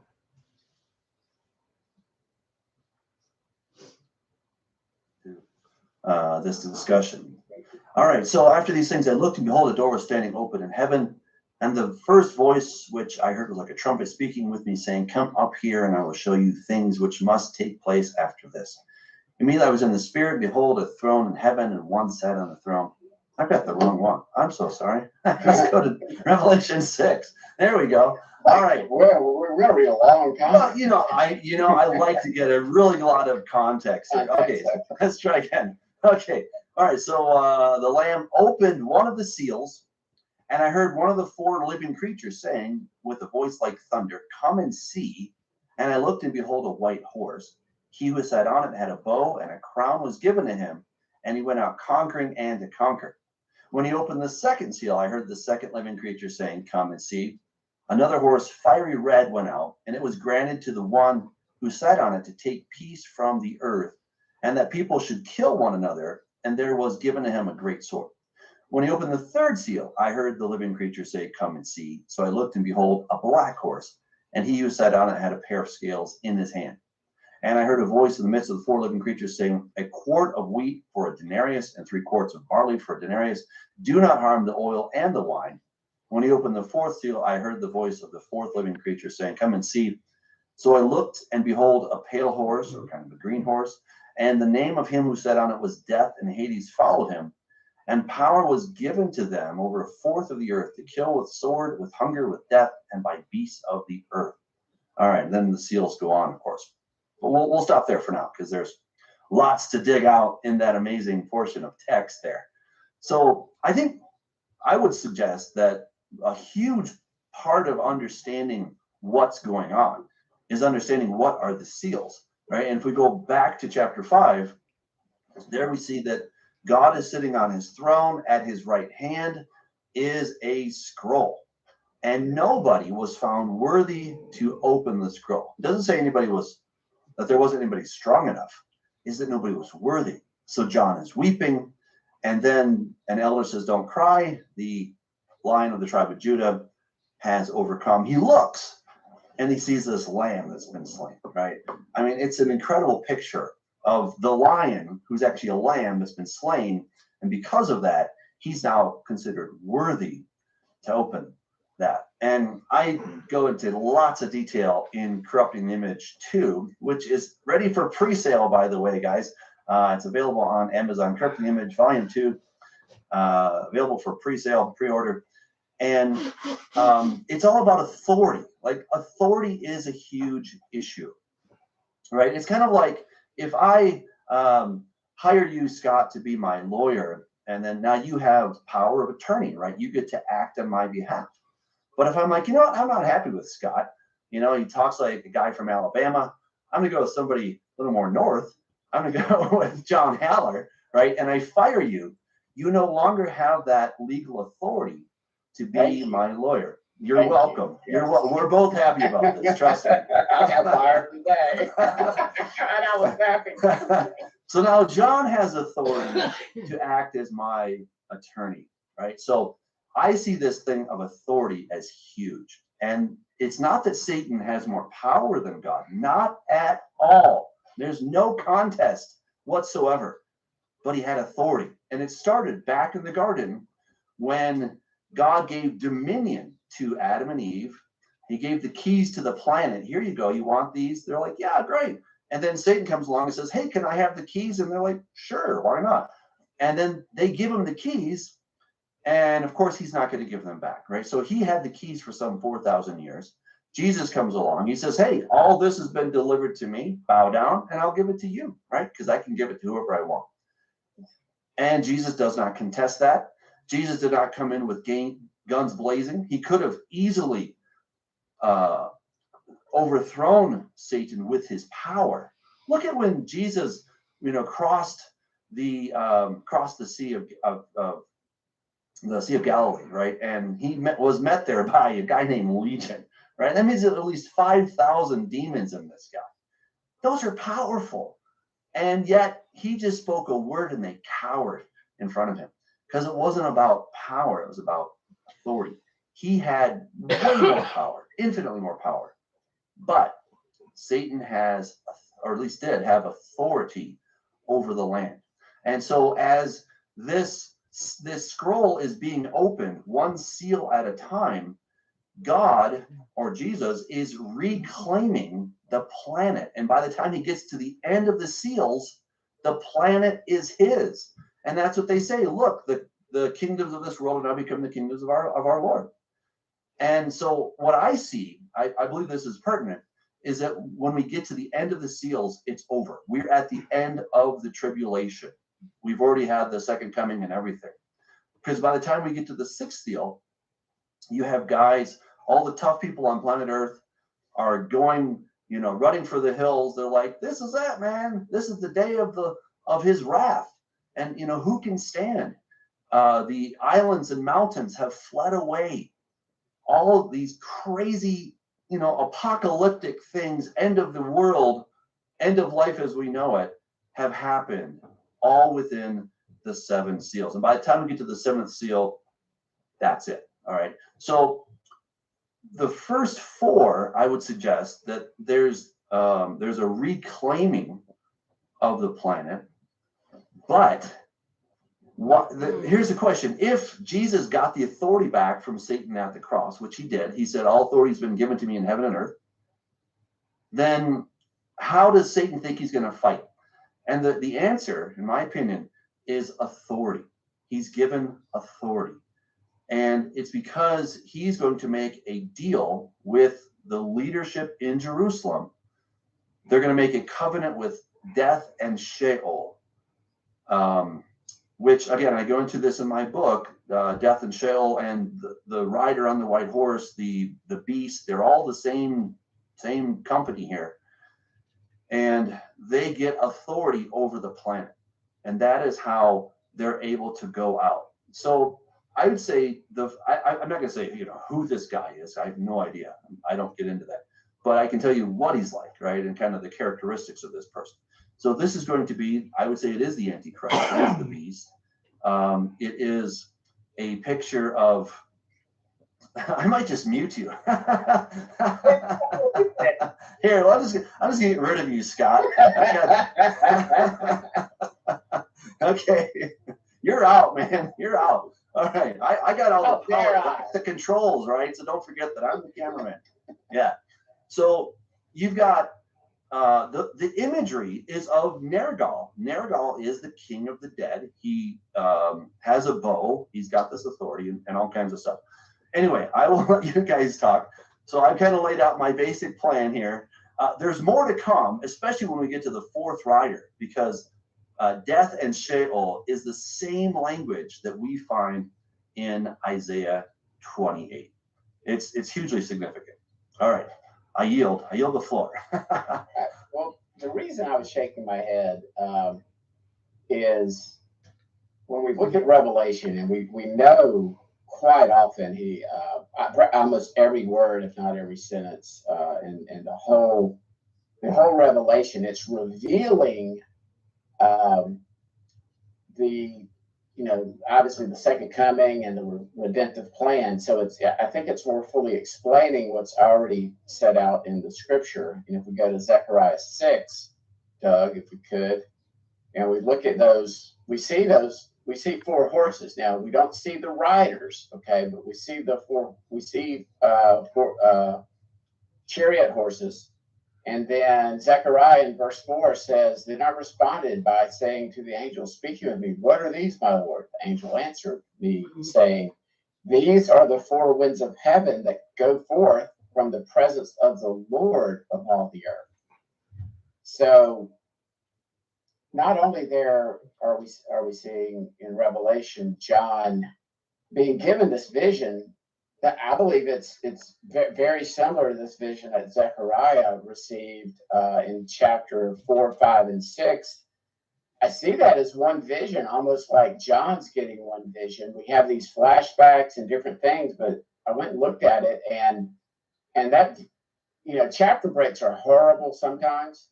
Obviously, the subject matter in Zechariah's vision changes.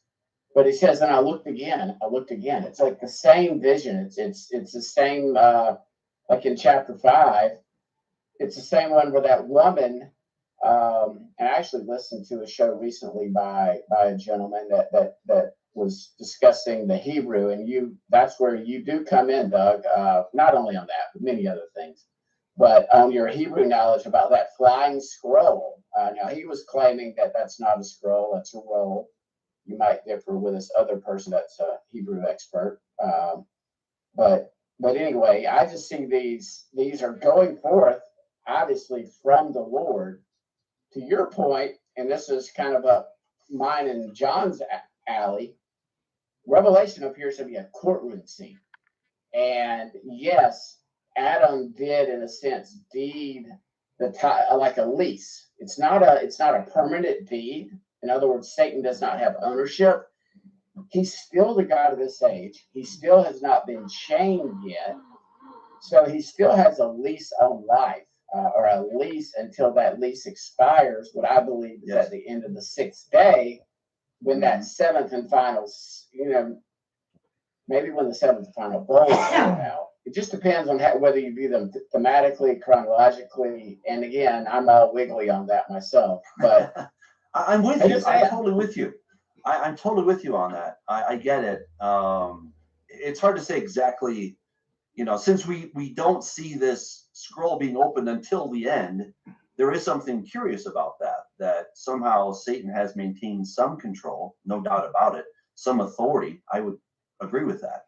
Yeah. And yet Jesus did say, all authority has been given to me in heaven and earth. Right? He has. I would argue that the authority that really allowed him to give his middle finger to God has been done away with. And he needs to overcome that somehow. And the way he's going to overcome that is to put Israel, specifically the modern state and the leadership of the modern state. That's what I'm talking about. He's going to put them into a very bad situation, as the entire earth also will be in a very bad situation. Now, per your thing on the horses there, Scott, I hear what you're saying, but I agree with you. Notice here in 1 Kings 22, this is, of course, where Ahab, God wants Ahab to fall, right? And so he says, okay, who's going to go and do something? Yeah, these are bad guys. A lying spirit comes and says, well, I'll go out and be a lying spirit in the mouth of all his prophets. And the Lord said, you shall persuade him and also prevail. Go out and do so. So the Lord had put a lying spirit in the mouth of all these prophets. All right, so 400. I'm going to argue that that's not a bad guy. That's not a bad angel. I mean, excuse me, that is a bad angel. It's not a good angel. That is a bad angel. In fact, we see that even Satan himself was coming among the sons of God. He would kind of come to these meetings, whatever they were. And, so you had both good and bad at these, and both could, to some degree, do the will of God in different ways, obviously. So, I think the vision that we're seeing in Zechariah chapter 6, I would say that it's hard to say whether those are good guys or bad guys, although I would say based on what we see in Revelation chapter 6, they're probably bad guys. That would be potentially. What about this view? What about they are agents? They're not bad guys. And again, we go back to Zechariah 6, and I think this is where he's drawing it from. If there's other places in Scripture, and I'm sure there are, that somewhere, if not several places, but I think in this situation, especially when you start talking about the two witnesses and the two olive trees, John in Revelation is drawing heavily from Zechariah. Our friend Doug Krieger has a great book where, he spent like 800 pages on these visions. And, but it says these are 4 winds of heaven that go forth from the presence of the Lord over all the earth. And that's what we see happening in Revelation 6 with those 4 horsemen. And again, I don't think it's coincidence that the colors are practically identical. The order is, that's one thing. Another thing is you start looking at what happens. Maybe these, instead of this, that would get into a different topic for a different day. But what if these are agents of God sent as judgment against the world instead of the reverse scenario, to get the world to repent? Because that's what Revelation and I believe the final 7 years of this age are all about. Is, hey guys, I wrote about this 2,000 years ago, and then I wrote about this 2,500 years ago, and only those with willful, strong delusion that God will send on them, or that are just defiant. Because look at when we get later on in the trumpets, it's like, in spite of everything, people will not repent. I mean, you know, when these events unfold, it's not going to be, oh well, you know, Isaiah got lucky. It just so happened that Judah came back into the land. You know, like I've got some friends that they go, everything's a coincidence. You know, to them, they're not believers. I mean, they're good friends of mine. They think I'm crazy, and I don't care. But you know, we're good friends. Would you mind if I take us over to Isaiah 28? I think this is really pertinent to this discussion. He says, "So therefore, hear the word of the Lord, you scornful men who rule this people who are in Jerusalem, because you said, we have made a covenant, a brit, with death, and with Sheol, which is Hades, we are in agreement. When the overflowing scourge passes through, it will not come to us, for we've made lies our refuge, and under falsehood we've hidden ourselves. Therefore, thus says the Lord God, behold, I lay in Zion a stone for a foundation, a tried stone, a precious cornerstone, a sure foundation. Whoever believes will not act hastily." All right, so, you know, totally cool stuff. And I would argue this is also where Paul is drawing his inspiration in 2 Thessalonians chapter 2. And he talks about how they're going to believe these lies, they're going to be given over to these lies. And again, I argue that it has to do with authority. So there we see this a covenant with death and Sheol. As far as I can tell, if you make a covenant with death, it's kind of like until death do you part. You know, like that's kind of you know, it's a permanent type of covenant as far as I can see. So the fourth horseman there in Revelation is death and Hades, right? Death and Hades are death and Sheol. These are the same. They're exactly the same. All right, so here's the kicker. This is what's so interesting. And it says, and power, this is the word exousia, which is authority. So authority was given to them over a fourth of the earth to kill with sword, with death, with hunger, with death, and with beasts of the earth. All right, so bad news, right? Obviously, bad stuff. So death and Hades are now given authority over a fourth of the earth. So I looked into this whole thing of the fourth of the earth, because I used to think that this meant that they were going to kill 1/4 of humans. And it doesn't say that. It says over 1/4 of the earth. So I went, put the Catholics and the Muslims together, that'd be 1/4 of the earth, surely. Did a little research, and what I discovered kind of blew my mind, which was if you look at what is the surface area, the habitable surface area of the planet, it's actually 25.4%. That's where people live on the planet. I was like, wow, that's so cool. Wow, that is so cool. You know, that God's accurate, not surprising, but his word, of course, is accurate. And 25.4% of all of the surface area is where people live. So death and Hades are given authority over 1/4 of the total surface area of the planet. All right. And then we see again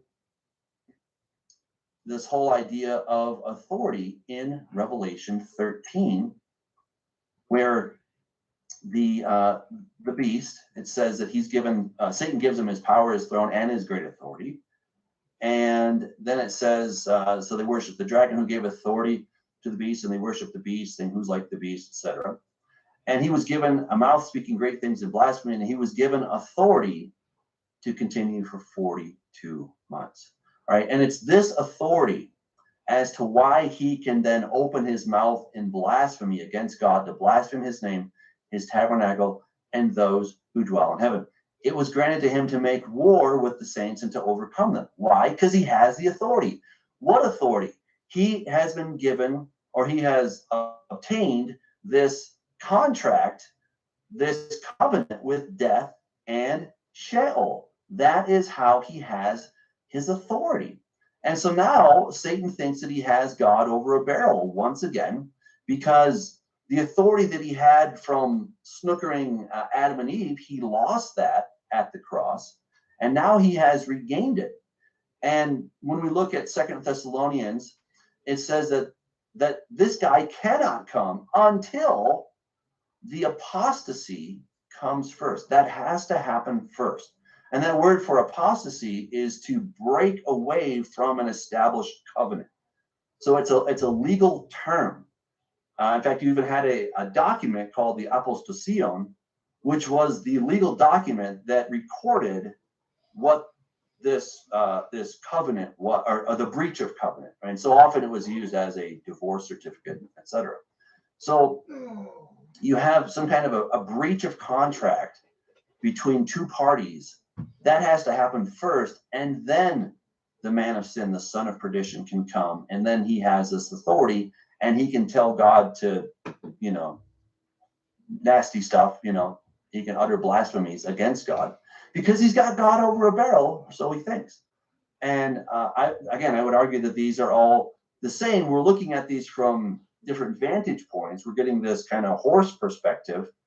And I'm not going to say that there are not spirits out there. I would go with that. Okay, I would totally go with that. However, I would suggest that the Antichrist, or the beast, is the first one. And then he has three others that are working with him, that are helping out, or they may just be different facets of his activity. Well, I will say that I agree with you in the sense that I have for a long time thought that the fourth seal, fourth horseman, I don't know how these things sort of enter into the general lexicon of everybody accepts this, about that 1/4 of the earth is going to be killed. I agree with you that that's not what that says. And I'm not sure why, not sure how it became sort of the accepted thing. I will also say, just to sort of give you a different viewpoint that some people have, is that the 1/4 of the earth is the 1/4 of the inhabited earth. And today we have a religion that has about 1/4 of the earth as its followers. That would be Islam. So some people take that to mean that that's a reference to Islam. That's just. I hear you. I hear you. I would not buy into that position, because it does say 1/4 of the earth, right? So it's not 1/4 of humanity. It's not 1/4 of the population, but it's actually 1/4 of the earth. So if you look at the earth, this thing right here, right? And I do this for all my flat earth friends. But the habitable land mass on this thing, where people live, is 25.4%. Right? That's what's so amazing. So that means that he has authority. What does it say in Revelation 13? He says that he was given authority over everybody, and authority was given to him over every tribe, tongue, and nation. Right? That's everybody. Right? So they are saying the exact same thing over everyone. He's got complete authority over everybody. So these are one and the same thing. We're looking at these from two different perspectives. All right. I could wax on, but go ahead, brother. You muted me. Now I'm not. Don't do that again. I didn't mute you. I didn't mute you. Wasn't me. It wasn't. It wasn't me. It was your production manager. Well, I would so just to pin you down or ask a question real quick. So you have these seals, at least them then being unleashed in this final 7-year period that most refer to as Daniel's 70th week. I mean, essentially, I understand and I appreciate the perspective that maybe they're starting early, and I'm not going to say that that's impossible. What about this? What about this? What if they've actually been writing for 2,500 years, but I think I put this in an email recently that they haven't went on their full final gallop until maybe this final 7-year period of this age. In other words, because we do see cycles and patterns. And to say that we haven't had death in the world and famine in the world and sickness, obviously, you're jumping over as far as the beast. Yeah. I just don't see any of these being the beast. Okay, I think he comes on the scene, and this will be a topic for another day. I think he comes on the scene as far as when he has that supernatural authority and power at the final 3.5 years. So, do you see the fourth seal being broken up? Again, I know the traditional view is the Antichrist is going to make a covenant with Israel, with Judah, the Jews, and then for 3.5 years they're going to be able to rebuild their temple. We discussed that a couple of weeks ago, or start sacrifices, and that's going to be the covenant. And then he's going to break that covenant in the midst of that 7-year period. And then that's when, the abomination of desolation takes place. That's when Matthew 24 and Jesus tells everybody to flee, pray and not be on the Sabbath. So I can certainly understand why I do believe that it's in that middle of that 42-year, that 7-year period that the abomination occurs. Maybe a little before, maybe a little after. But I just see that the seals are going to be broken on their final gallop. Right. Probably prior to that time, or maybe not until that time. I don't know. I mean, I don't think we can be too dogmatic on certain things. We need to be able to adjust on the fly if we're approaching that age. So what you see there on your screen is a seal from Uruk. This is probably about 4,000, maybe 5,000 years old. All right. Oh. And this is just another variation on Pa-Bilsag or Nergal. All right. So Pa-Bilsag, Nergal, Nin-Urta, Nimrod, they're all the same dude. Okay. So Pa-Bilsag was the ancient father, essentially. Nergal, the god of war. Nin-Urta, lord of the earth, who is Nimrod, right? And that is the beast that ascends out of the abyss, right? That's the beast that was, is not, and ascends out of the abyss. All right, this is the exact picture of what we see in Revelation chapter 9. Now, you can't see it super well in this one, but he's got the head of a man and the head of a lion. You can see his tail. It is a scorpion's tail. He's got wings. And in a different picture, he has a serpent head phallus. Right, we see that described in Revelation 9 as well. And of course, he is holding a bow. Right, he's got a bow and arrow. And Nergal, or Nin-Urta, was actually called one of his epithets. And he's got an elongated skull. Look at his skull. It's elongated. Was the arrow. And here, this is where it gets mind-blowing, guys. I mean, what it says in Amos 5:26, when it's talking about, some people call him Remphan, that's totally wrong, different discussion. But it's Sikut and Chiyun, all right? Sikut and Chiyun.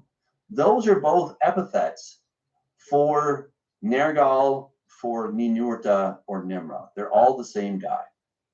All right, and it's this thing right here. A couple weeks ago, I showed you a variation on this theme on a Kuduru stone, which would have been buried under someone's house, and all this authority. This is the same dude. That's what I'm getting at. He's the same guy, and he's a hybrid creature. He's got authority. He was the Lord of the earth. He was, he is not, and he will ascend. So this is really what I'm getting at, is that, you know, Revelation, it kind of has a little bit of a chronology. I'm not denying that, but I would suggest that it has recapitulations, that we kind of come to the end, there's a stop, and then we go back and we revisit those themes from different perspectives, different camera angles. Yeah. But we're getting the same basic information again and again and again, but from these different angles, from these different vantage points within the book of Revelation. Perhaps you're right, okay, but those trumpets don't get released until after the seventh seal, dude. I mean, that's it. I'm no Greek scholar, as you well know, but it's in every translation. It's in the Greek for my limited ability to look at it. And that's why, you know, that supports maybe a pre-wrath type of view of a gathering. I don't even like to use the R word anymore, but I do see there might be a gathering at that sixth seal. We also see the sealing, and again, I think we're going to talk about the 144,000 next week, but about how those are sealed, and we see that back in, I forget, I think that's in Ezekiel, where God seals people for protection, and he's so angry and ready to mete out wrath on Judah at that time, that if you don't have the seal protecting you, you get wiped out by God himself, or by the angel that sort of like the angel of death in Egypt. And again, we just see this recapitulation. A lot of this stuff that's happening in Revelation, all of it happened back at Exodus. I mean, if we're not going back, and again, I'm just seeing how perhaps instead of taking a pre-wrath view or a pre-trumpet rapture view, perhaps some sealing and protecting, some hiding, gathering by God, you know, protected in the wilderness, the 1260 days. That's the things that I'm seeing evidence for that in Scripture, for this protection of us, the elect, those of us who are grafted into Israel now. You know, a month ago, maybe 2 months ago, I would have said, "Yeah, Doug, I'm more online with what you're saying as far as this thematic view."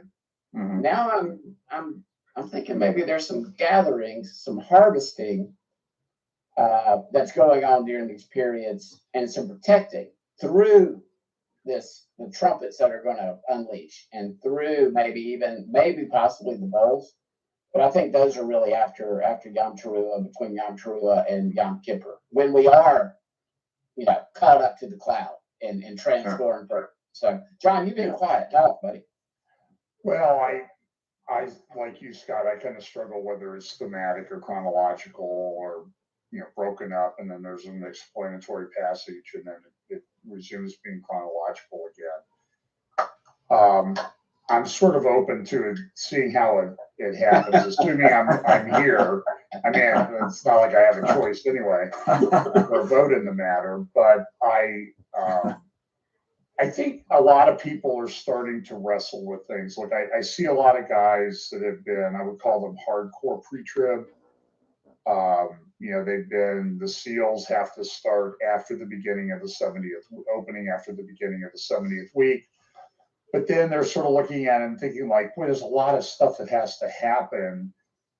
Maybe we can start before.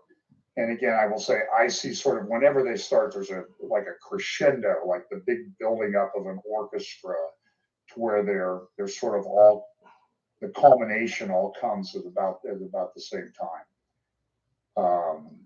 You know, I think some of the scholarship in the pre-trib community, Fruchtenbaum believes this. I believe Tommy Ice, Andy Woods also believe it, that there's a correlation between the birth pangs in Matthew chapter 24 and the four seals of the four horsemen, that they're birth pangs. And I'm sort of like, well, I think they're birth pangs, but they're around doing their business for a while and reaching a their final point Yeah. at about the same time.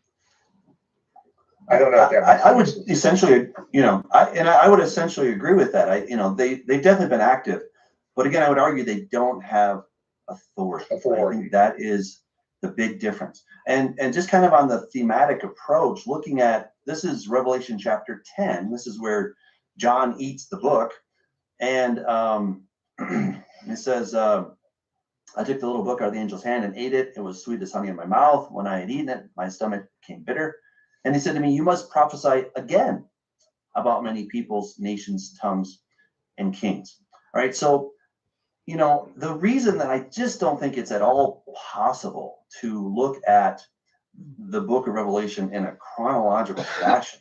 I mean, first of all, I think I've already shown what you have in Revelation chapter 6 with the sixth seal.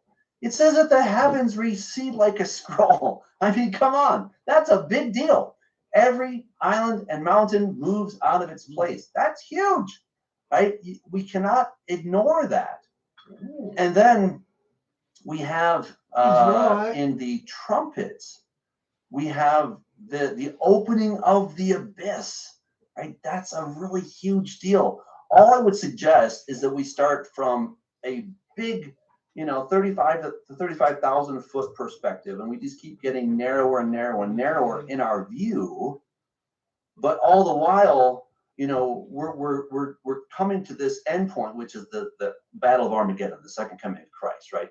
So the seven seals take us to that point. The seven trumpets take us to that point. The seven bowls all take us to that point. Okay, with different details, to be clear, but they're all taking us to the same end destination.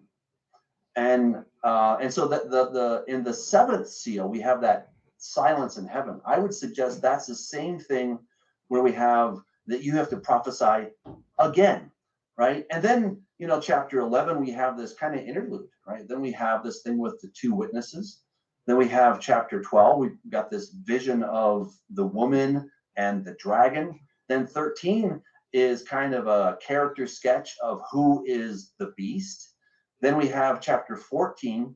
Who are these 144,000? What are they doing? They're the first fruits. What happens to people that take the mark of the beast?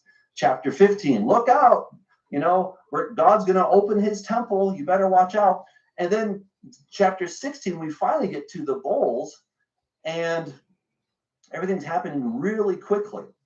And then, of course, that's the Battle of Armageddon. Then we have another interlude in 17 and 18 with the Battle of Armageddon. Or excuse me, the woman that rides the beast. And yet we already saw her destroyed in chapter 16. So again, we have all these different character sketches because we're getting these views, again, big view, then it gets smaller, narrower, or more focused, and then it gets more focused. But they're all the same basic timeline, if you will, with supporting details and more details as we go through the book. But what happens in the sixth seal, with every island and mountain moving out of its place, is the same thing that happens in the sixth or seventh. It's Revelation 16, verse 20. Yes, exactly. It's not the same thing. Revelation 20, and again, I've looked at the Greek, although I can't read it. And every island fled. No, every island fled, and no mountains were found. That is an entirely different language than just a great earthquake. Okay, It's not a great earthquake. It's not a great earthquake. Look at 6:14. The sky receded as a scroll and rolled up. Every mountain and island was moved out of its place. Okay, there's an interesting being moved versus not being existing anymore. The language is not the same. It's close. Dude, I live in the Rocky Mountains. If these moved even an inch, we'd be in big trouble. And if they move out of their place, the entire Rocky Mountain chain, dude, that's it. I mean, that is the end of the world kind of catastrophic event. I just don't know how you can say, I totally don't get it. I don't know how you can say that, oh, they're different things. That's earth shaking, like literally earth shaking. I think that in this situation, had God chosen to reveal to John and the Holy Spirit inspired him to say they're the same things, he probably would have used the same language. He wrote it like, I don't know, 10 chapters later. It's like he did say the same language. No, he's saying the same thing. There's a difference between something moving versus something not existing. It So says where did they go? Where did they go? And it's it says it's the biggest earthquake ever. Right? Ever, it says it's the biggest. This is it, man. This is the biggie that's ever been, right? I mean, look at here. It says right here. Okay. Such a mighty and great earthquake. Here's your earthquake, Scott. This is where they're moving, and then in the next verse they're gone. Okay, so there you go. Here is where they move. A mighty and great earthquake, as had not Hey Scott, good to see you, bro. occurred since men were on the earth. Dude, that's it. It doesn't get any worse than that. Remember what I told you, right? John, you need to referee us here. I think God has a sense of humor, okay? I think he did a lot of these things so his children would study and discuss things like this. And like I said earlier, we can do it and not be the least bit upset with one another. We can discuss it. We don't have to call the other person demonic or satanic because we have a different view about prophecy. If we're that final generation, it's all going to work out the way that God's got to work out. And I don't think now he's a pan-chipper, John. Now he's a pan-chipper. No. I'm just working out, man. I think I'm 100% resurrection at the end of the age. Okay. Just admit that I'm right. You can see. He's putting on fourth and inches. There's your big earthquake. You wanted a big earthquake. There's. All right, John, you got the floor. Well, in the Revelation 12 passage, it also says that Satan goes, he does have authority. He's given authority. He goes forth with great wrath, indignation, fury, anger, because he knows he has a short time. So I do think that there's a connection there between him getting the authority for a short period of time. Question I have now is, how does that have any relationship to the restrainer language in 2 Thessalonians chapter 2, verse 7? Yes, it absolutely does. Okay, absolutely. Okay, so the one who's restraining is Michael. He is the great prince. I'll walk you guys through this really quick, all right? So the great prince, we're told this in Daniel 12. At that time, Michael shall stand up, the great prince who stands watch over the sons of your people, and there shall be a time of trouble. Wait, what happened, Michael? I thought you were standing watch over your people. Well, something happened so that he doesn't have the ability to do what he's supposed to do. And now there's this time of trouble, since as never was since there was a nation, right? And we're told that the saints will be given into the hand. Where is that? It's right in here. I can't see it. Anyway, here we go. So it's going to be a time, times, and a half a time, which is 3.5 years, Scott. And the power of the holy people has been completely shattered. All these things will be finished. What happened to them? What happened to Michael that he cannot do his job? Well, we see this in 2 Thessalonians 2. He says, you know what he's restraining, that he may be revealed in his own time, that for the mystery of lawlessness is at work. Only he who now restrains will do so until he's taken out of the way. I missed a verse. I'm sorry. Here we go. So let no one deceive you, but that day will not come unless the falling away comes first. That's the apostasy. It's not the rapture. It's the apostasy, and the man of sin is revealed. So this is that word apostasia is where the covenant is broken. Whatever covenant the leadership of Jerusalem has, and that is authorizing and deputizing Michael to be the guy that watches over them. At that time, there's going to be this time of Jacob's trouble, and Michael is basically out of a job. He's out of a job. He is taken off the case And now they have a new master because they have a new covenant, which is the covenant with death and Sheol. That's what happens. And so because of that, the man of sin, who is the beast, then has the authority. He's got all the authority, and he can then go and declare himself to be God, show himself to be God. And notice also that it says the coming of the lawless one is according to the working of Satan with all power, signs, and lying wonders. So that's what we saw in Revelation 12 and 13. The dragon and the beast have the same image. They both have 10 horns, right? They've got 7 heads. And we see that the dragon gives his power, throne, and authority to the beast. That's because he already did that back in the ancient world. He gave his power, his throne, and his authority to Ninurta, who is Nergal or Pavelsag, who's that guy I showed you on the white horse with the bow and arrow.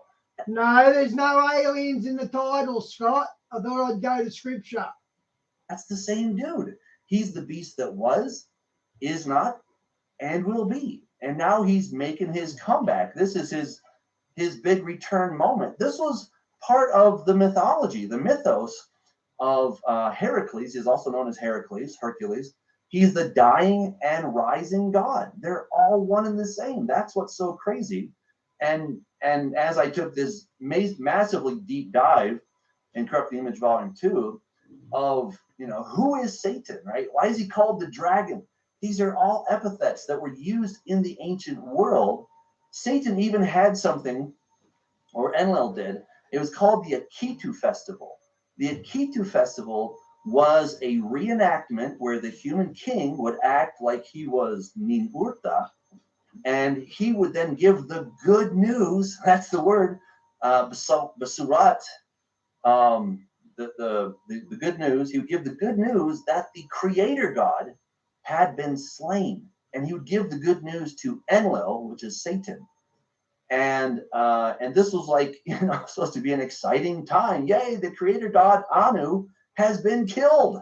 And now Enlil has the Anu-ship, right? He has the authority of Anu because according to the mythos, Anu has been killed. But we know he hasn't been killed, right? But, this is Satan's version of the story.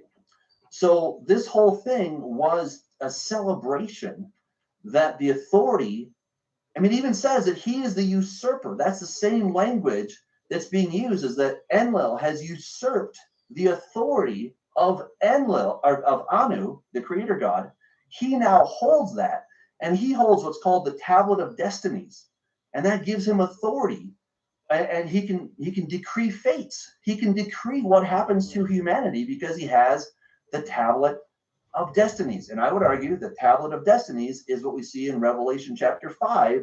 That is the scroll, and it's these seals that are being opened on this scroll, and now the authority is going to be taken away ultimately, right? And Jesus will completely reclaim the earth. But he has to get authority. Without authority, he has no chance against an omnipotent, all-knowing, powerful God. But if he has authority, he has a chance. I was going to say, let's take one of the questions was. Let's do it. One of the questions was, if Michael is the restrainer, why did not Paul clearly say that? We don't know what Paul taught the Thessalonians prior to this letter. We really do not. We know that he taught them, hey guys, it's obvious that the day of the Lord's not here. You haven't seen the Antichrist. Don't let anybody, no matter how many people watch their prophecy update, deceive you by being dogmatic about things like a 7-year tribulation and we're not going to have to deal with all this. But the reason Paul, and this, guys, anybody listening right now or listening in the future, you have to understand the Hebrew scriptures. You have to understand Daniel. You have to understand Genesis to understand a lot of what Paul is alluding to. He doesn't always, and Peter doesn't always go out and go, hey, I'm quoting from Genesis 5, or I'm quoting from Daniel, or like in John, he doesn't say he's quoting from Zechariah 6.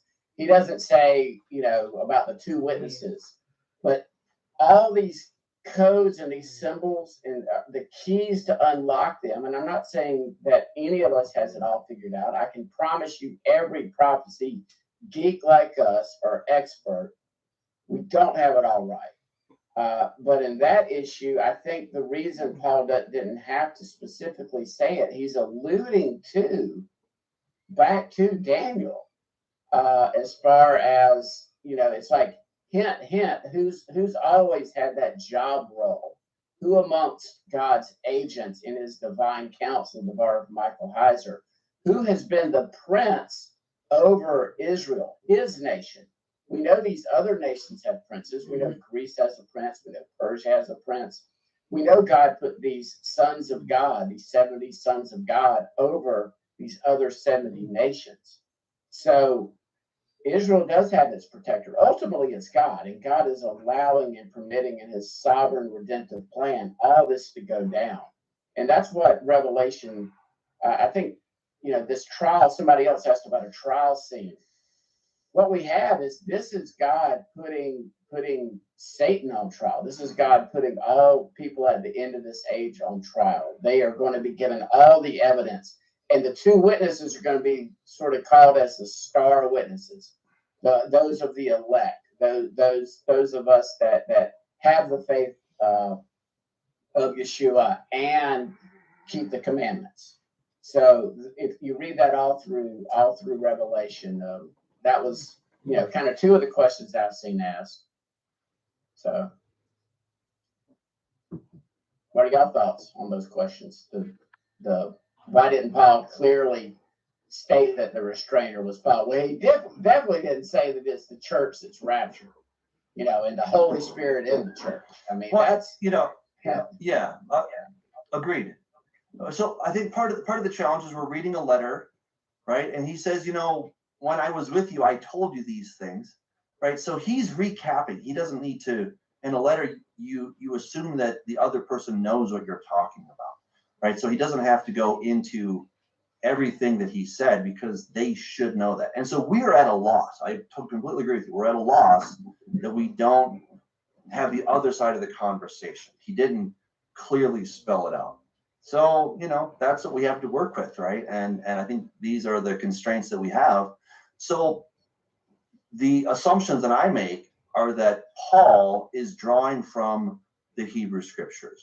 So where do we have any kind of a sense of somebody who is restraining? The only place, especially in relation to the tribulation, the great tribulation, Jacob's trouble, right? It's Jacob's trouble.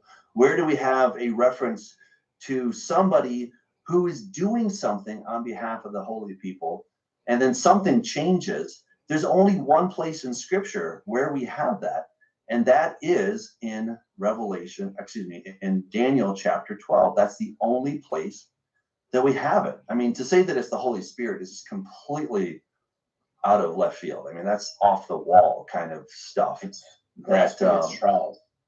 Yeah, I mean, that's just something that the American church has invented. I know, out of the air, whole cloth. I mean, it's just crazy. But what was that again? Say that again, Doug. What is that invented? Whole cloth. That the restrainer is the Holy Spirit. Oh, right. It has to be the Holy Spirit if you hold to a pre-trib dispensational viewpoint, because the church isn't going to be here, right?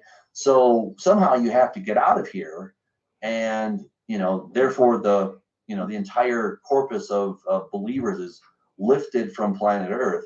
I mean, it's absurd, really, because it would seem that the list of what the church is restraining right now is getting pretty short.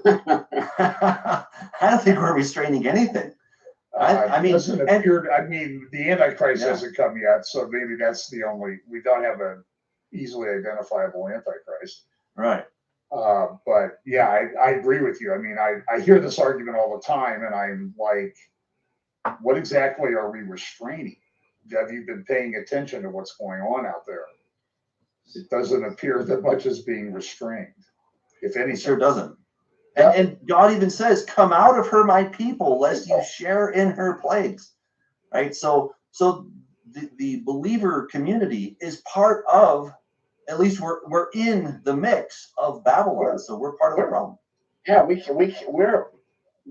we're in the Babylon system. Okay, we cannot leave the system, just like Israel was in Egypt until they were supernaturally, through these judgments, led out of Egypt and through the wilderness. And I don't think there's, again, in Revelation 12, when he's talking about the woman being protected in the wilderness, the woman is Israel. Okay, we can differ or agree to disagree that times and half a time is 3.5 years, but we can have a special show on that, and I can do more Hebrew studies because you schooled me last time we talked privately. But you're at an advantage, sir, Mr. Doctor. Yeah, well, okay. But another question, though, somebody had was, well, what about the tribulation saints? That is, guys, I love you. If that is a pet peeve of mine, and it's dangerous. And the reason I'm going to say it's dangerous, in Revelation, I forget what chapter specifically, I think it's 22. John, it's revealed to John, do not add to these words. So the saints, again, the Greek word hagios, I'm probably not pronouncing it correctly. Holy ones, that's one of Michael Heiser's pet peeves. These are the holy ones, okay? Mm-hmm. That is what we are right now. If you are a follower of Messiah, a true follower of Messiah, and you have biblical faith, just as Abraham had, then you are a hagios. And God, the eternal gospel is preached by the angel, okay? It's the same gospel that Abraham received. It's the same gospel that we had. There are no, obviously things have changed as the redemptive plan is unfolded, but there's been no different plan of salvation. People have always been saved by faith. They were either looking forward to Yeshua and what he did on the tree or the cross, or we're looking backwards in time right now. And that applies for these saints that we see in Revelation. You are adding the word tribulation because you want not to be here. And again, I'm starting to see and believe not a pre-wrath rapture, not a pre-trib rapture, but I do see that there's going to be a gathering, a protecting, maybe into the barn or maybe into the wilderness. I don't claim to have it all figured out, but I said that specific prayer weeks ago, and I had like supernatural stuff being answered. But when I woke up, because I was like, Lord, I believe this now. Luke, I think it's Luke 21, about the things that are about to come on this earth. He says to watch, be sober, and pray that you have the strength to endure these things or escape these things. Okay, to escape, it could be go into your place, be hidden, follow God, follow those that I'm not saying I'm one of these right now, or that Doug or John or anybody is, but the wise will understand that at some point in time, there will be, I believe there will be protection for a lot of the elect, the remnant. Others are destined for death. Others are destined for imprisonment. Great thing is you get your head whacked off. Guess what? The next thing is the resurrection. So, if we truly have an eternal outlook, as all believers should have, it's the worst thing he can do is kill you. Fear the one that can, fear the person. Again, if we're getting close, guys, people need to, instead of thinking they're going to get out of here, it's going to get rough, it's going to get tough, and those who endure and persevere until the end will be saved. Not those that apostatize, not those that this is my concern. I've said it before. My concern is those that have been taught this and believe it with all their heart. They almost put the pre-trib rapture up on a level with the gospel. And when it does not happen, okay, I'm not dogmatic on much, but there's not a resurrection until the last day. There is not a resurrection until 1 Corinthians last trump. There is not a resurrection until the first resurrection of Revelation 20. So there's one coming first resurrection. And when this does not happen, I am concerned that there will be people that will fall away because they will believe that God lied to them, that Jesus didn't keep his promise. Why is their children, why are their loved ones facing this period of time? Versus being taught to be prepared. And guess what? The worst thing that can happen to you is you get killed. Yeah, you're like Paul, you get to be with Jesus.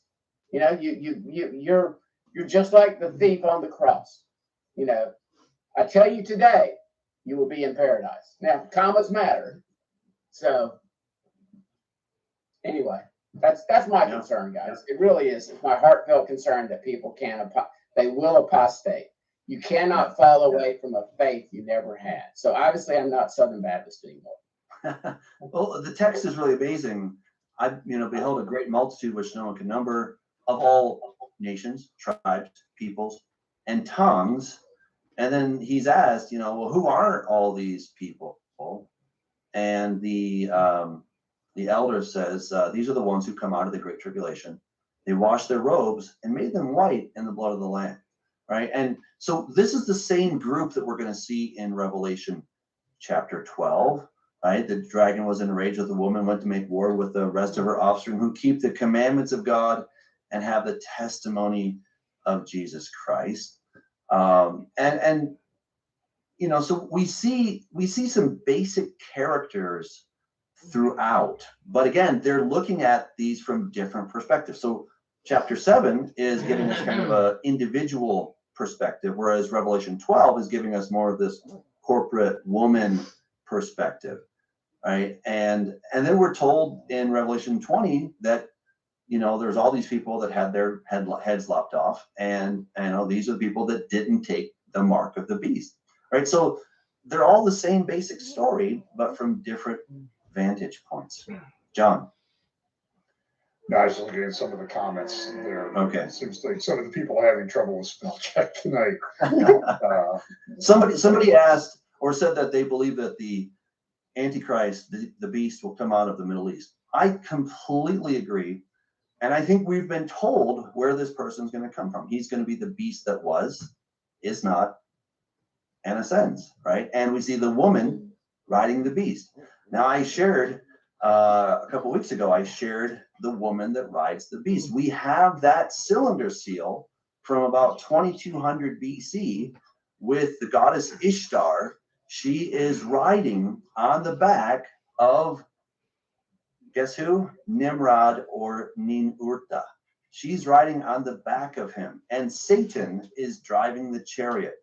So we already have these characters. We have them in incredible detail, color even, showing us who they are. We know who the great dragon is. That was one of Satan's major epithets in the ancient world. He was known as the dragon. He was known as the Anzu bird. He was known as the Mushkushu, and he was known as Bashmu. And the Bashmu is the same word as Bashan. Remember Og of Bashan, Og king of the Bashan? Well, and the Bashan region was across the Jordan River in what's now the Jordan side of things. And that is where Og and his dudes were hanging out. We have documents from Ugarit talking about how Mount Hermon was the headquarters of this Og of Bashan. And Jesus did battle with the demons of that very area. I mean, it all fits together. That's why I get really excited about this, because having gone back and having looked at the ancient record, I was like, oh my goodness, everything is here in the ancient record. So we don't need to try to say, well, what does Babylon really mean? Is it New York City? Is it Rome? I'd say, yes, it's all of the above, but it's even more fundamental than that.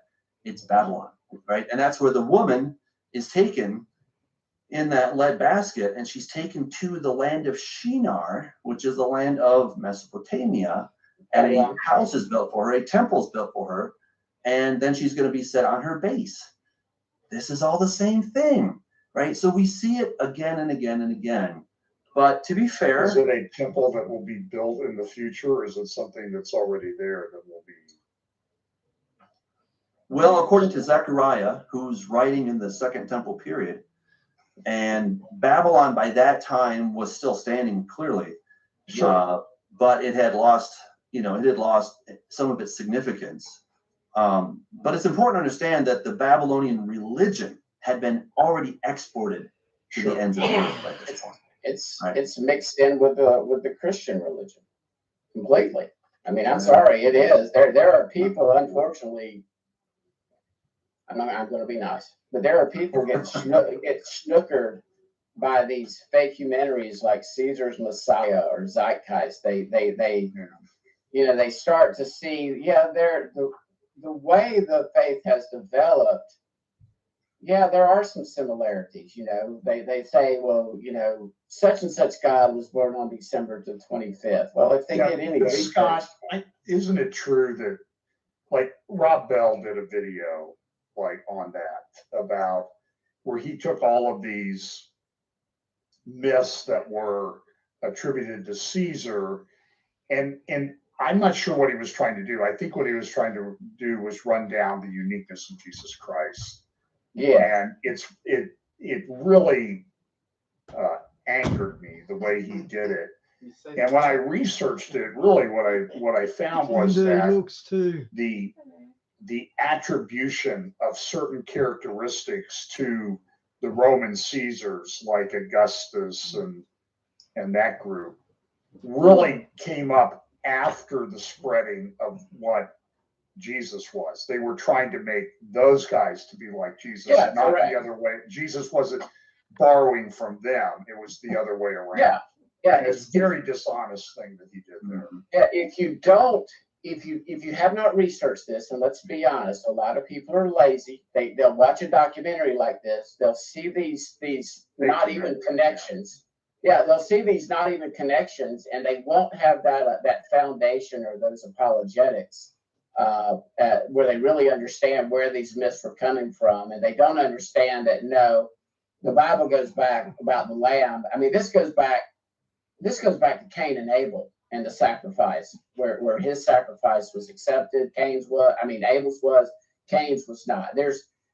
The Bible is consistent from Genesis through Revelation, and it is self-proving. I agree with Dr. Misser on that.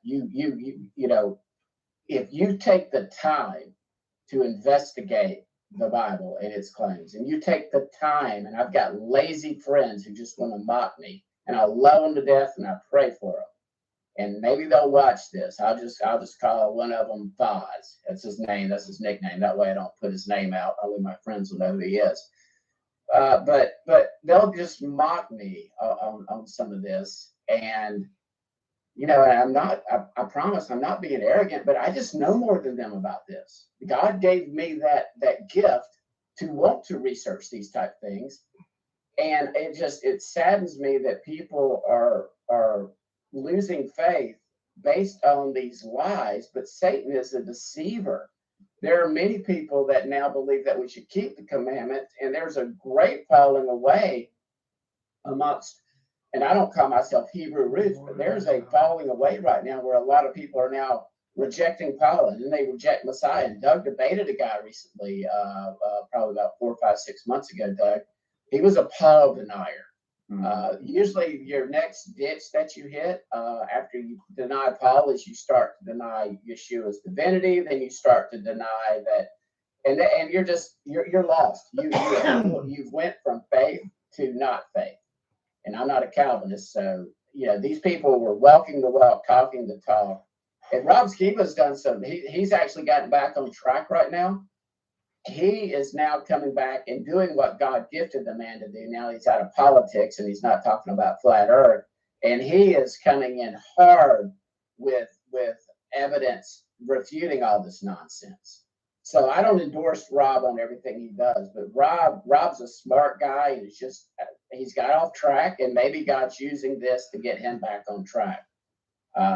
So I don't even agree with these two guys on everything, y'all, just because we say a name, and Jan and them had a great show. Jan did a great show 2 weeks ago. It was awesome.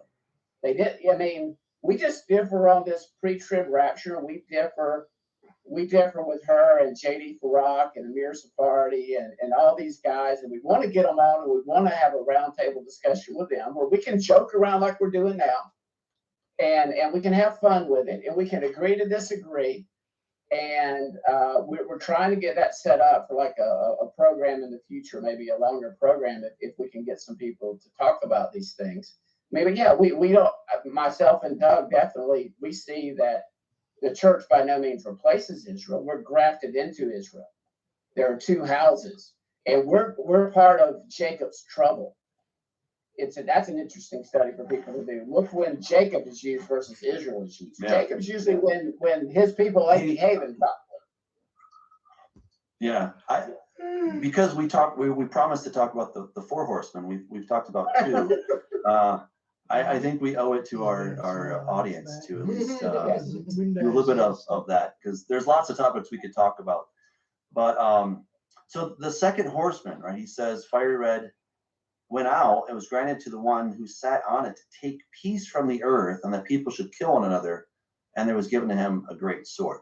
So I did a little more research on this, and we've only it's amazing. This article that I read, I think it's from the New York Times, they're saying that in the last 3,400 years, there's only been complete peace for about 8 years. I was like, wow. Okay, so, but I'm like, why would you go back 3,400 years, right? That's a very suspicious time, right? Because what was happening 3,400 years ago? That's when God was giving his Torah, right, at Mount Sinai, which is kind of interesting.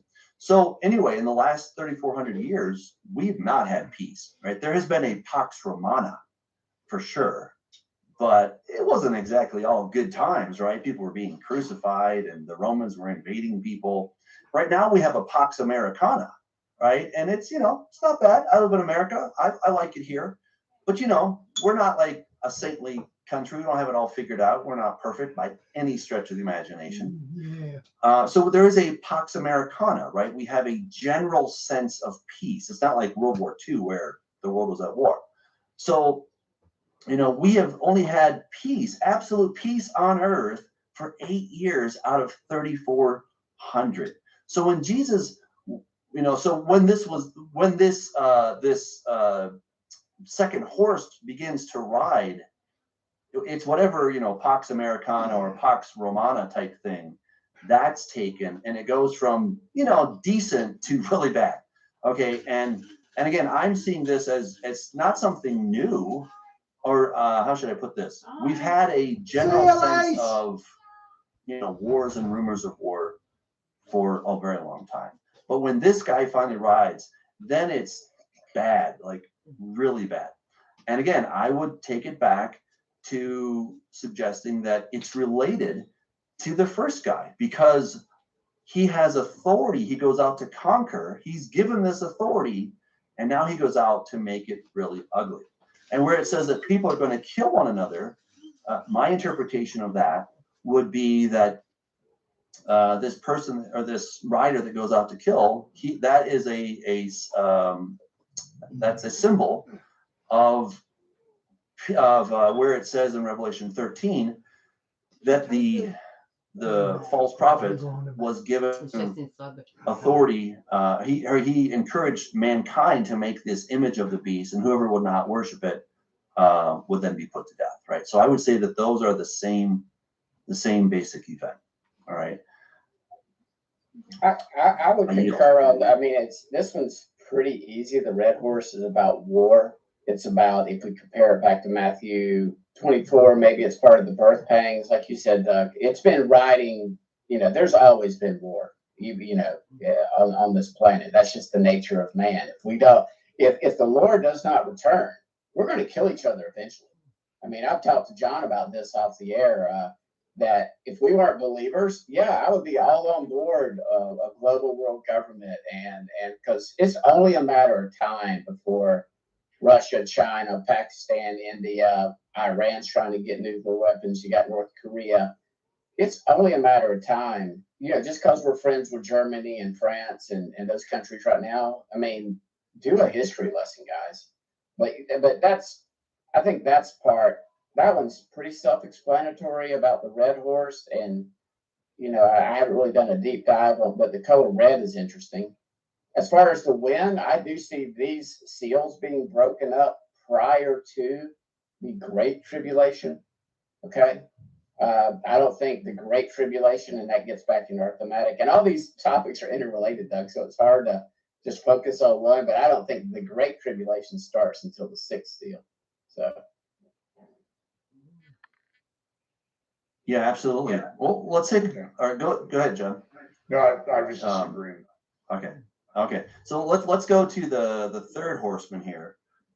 So come and see and behold a black horse, and he was had a pair of scales in his hand.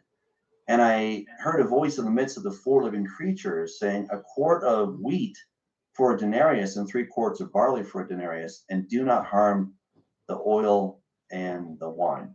All right. So yeah, great stuff in there as well, right? So clearly there's going to be famine, right? We're going to have, I think it was a 57,000% increase in the price of food when I did the study. What? That's a huge, huge, huge increase. So we haven't seen anything on the likes of that. Well, certainly not here in America. So, but that time is certainly coming. As far as the wine and the oil, we find that same type of language in the book of Joel when he's actually laying out some of the things that are going to happen. And it's very specific, talking about what is actually coming. So if we go back to Joel chapter 1, he talks about, what the locusts are going to take away, and he's going to talking about the fig tree here, and it says, "The field is wasted, the land mourns, the grain is ruined, the new wine is dried up, the oil fails. Be ashamed, you farmers, wail, you vine dressers, for the wheat and the barley, because the harvest of the field has perished, the vine has dried up, and the fig tree has withered, the pomegranate tree, the palm tree also, the apple tree, all the trees of the field are withered." All right, so I mean, there's a whole different aspect to this thing. And this is what kind of blows my mind. When we go to the 2 witnesses, what are they given authority to do? To strike the earth with plagues as often as they desire. Right? So that's a pretty big blanket statement that they get to do, to strike the earth with plagues as often as they desire. So here's what I would propose, Scott, is that that's just some of the effects of the 4 horsemen, I'm not saying all, but some of the effects of the 4 horsemen could be, and I think they are, they're a result of what the 2 witnesses are going to be doing on the earth, right? Because the people in Revelation 11, they hate these 2 guys. They are completely mucking up the world. Here are these 2 witnesses. Fire proceeds from their mouths and devours their enemies. If anyone wants to harm them, he must be killed in this manner. They have power to shut heaven, right? Well, if you shut heaven, that means there's no rain. That means that you have drought. And the trees that we saw specifically in Joel are food-bearing. And isn't California in a bad drought already, guys? I'm pretty sure that's true. Trees, they're fruit-bearing trees, right? And the language there in the 3rd horseman is talking about the green grass. It's not talking about, every piece of, grass or whatever, I don't know.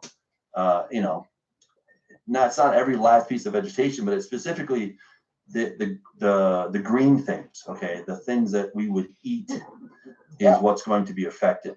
So there's no rainfall in the days of their prophecy. They have power over waters to turn them to blood and to strike the earth with all plagues as often as they desire. So these guys are doing a gnarly thing on planet Earth. They are making it really bad. And this is why people hate them so much. And I think what we're seeing in the 3rd horseman corresponds with what we see in Revelation 11 with the 2 witnesses.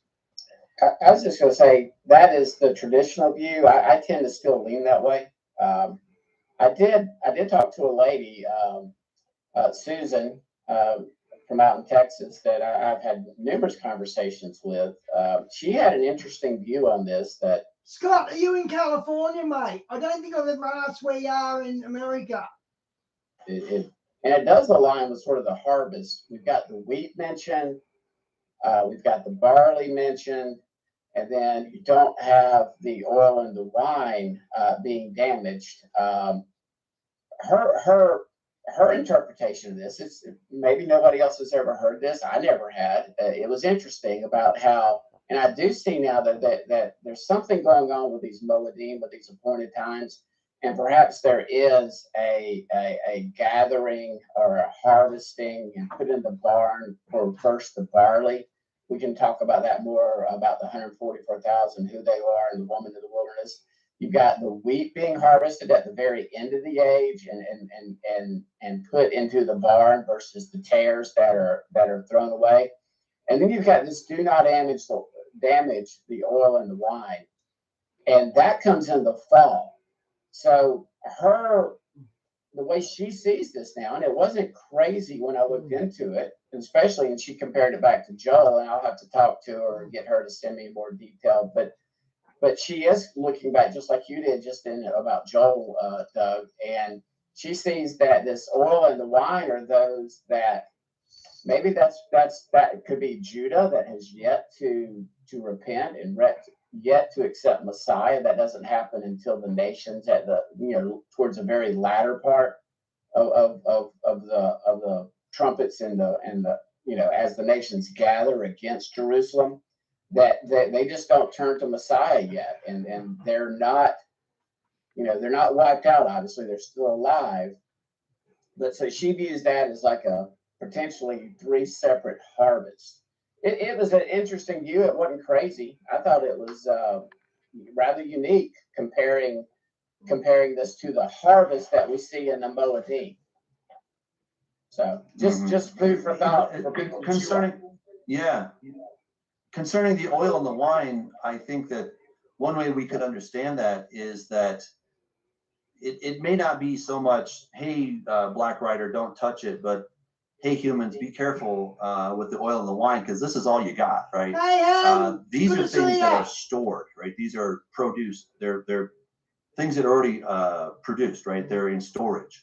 And so now that we don't have this other stuff, because the trees are gone, all the plants are in in a state of devastation.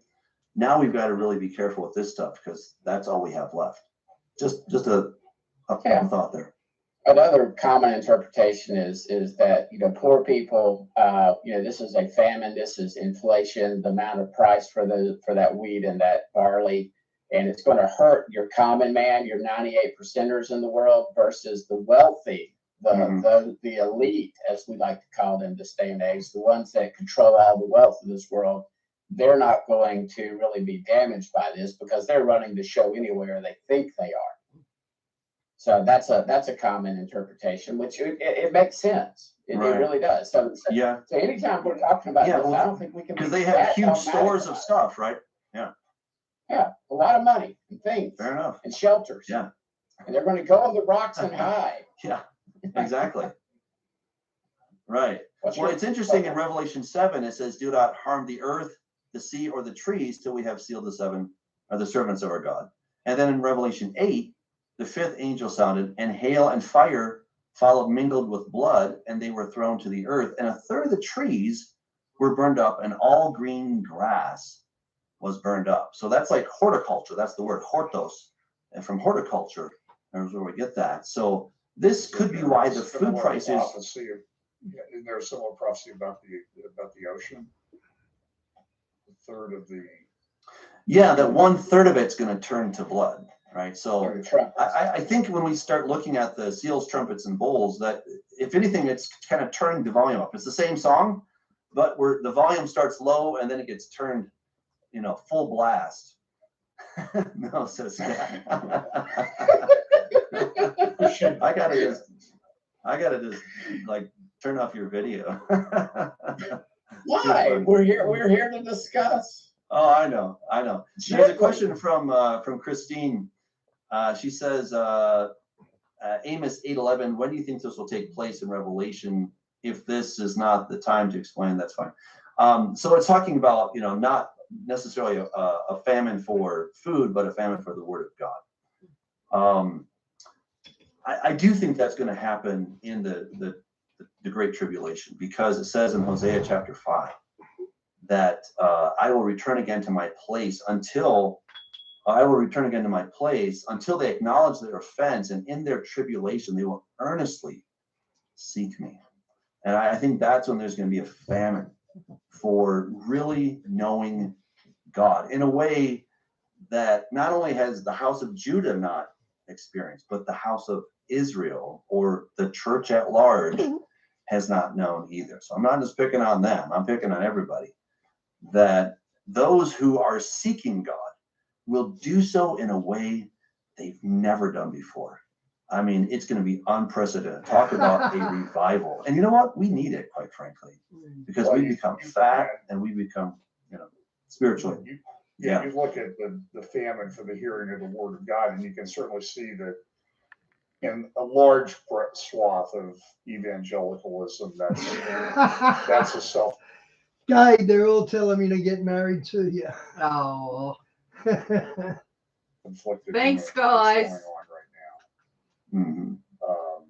People just don't. Oh man,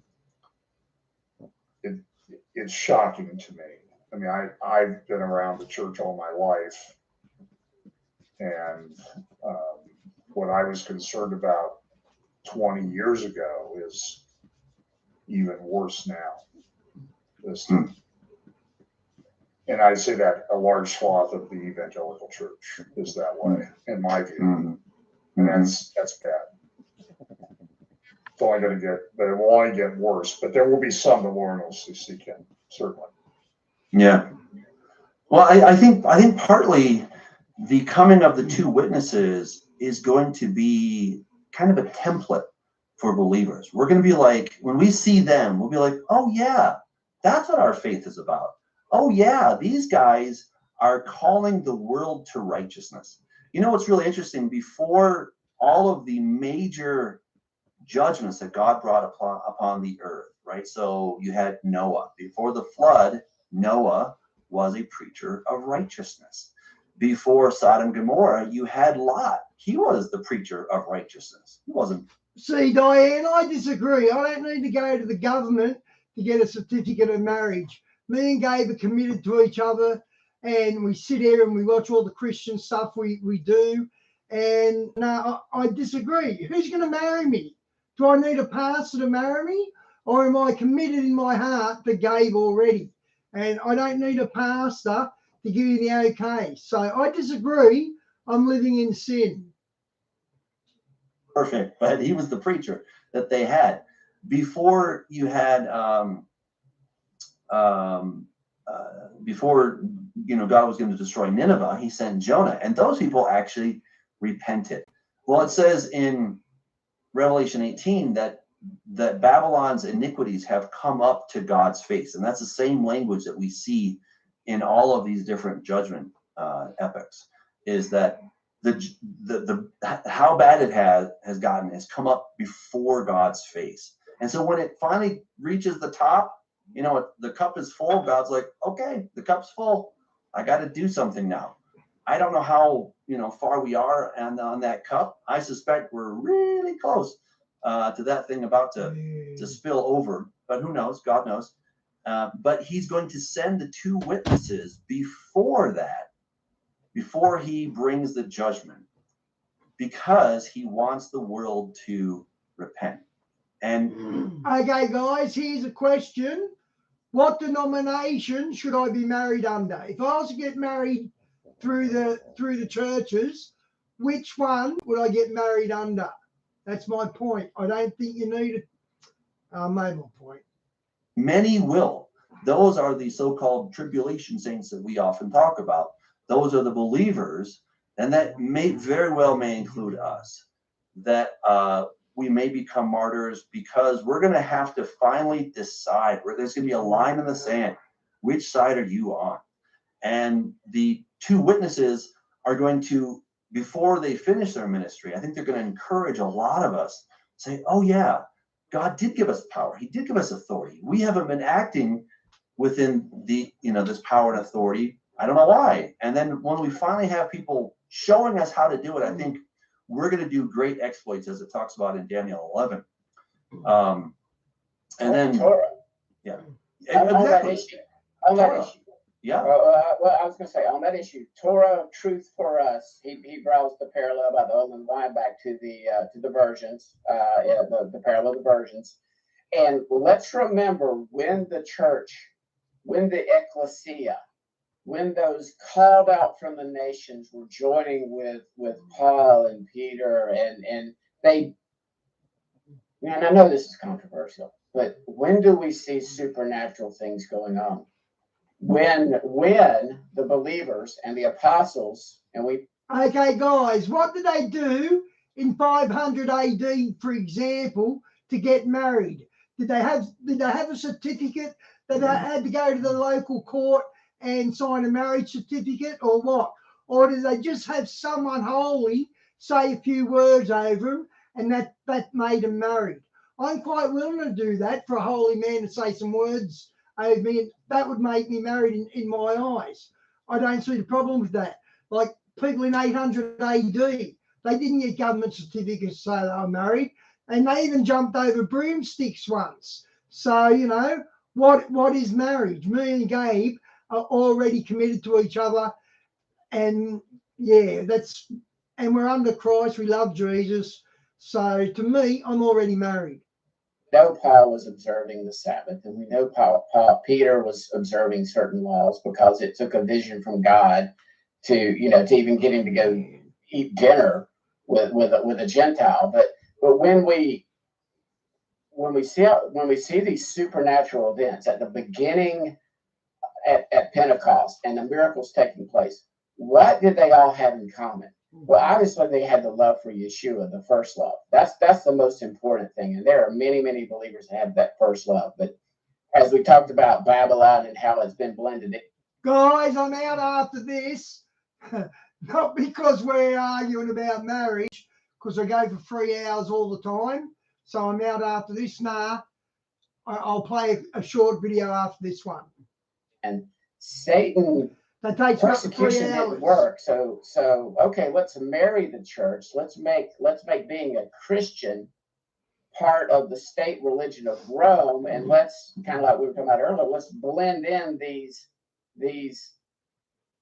frankly, everybody, pagan false ideas. And it gets back to what we were talking about, Caesar's Messiah. Let's mix in the truth. Let's mix truth with a bunch of error and a bunch of things that God, the Word, Jesus is the Word, condemned when he spoke to Moses about these pagan religions, and again, context and understanding what he was doing when he took Israel out of Egypt.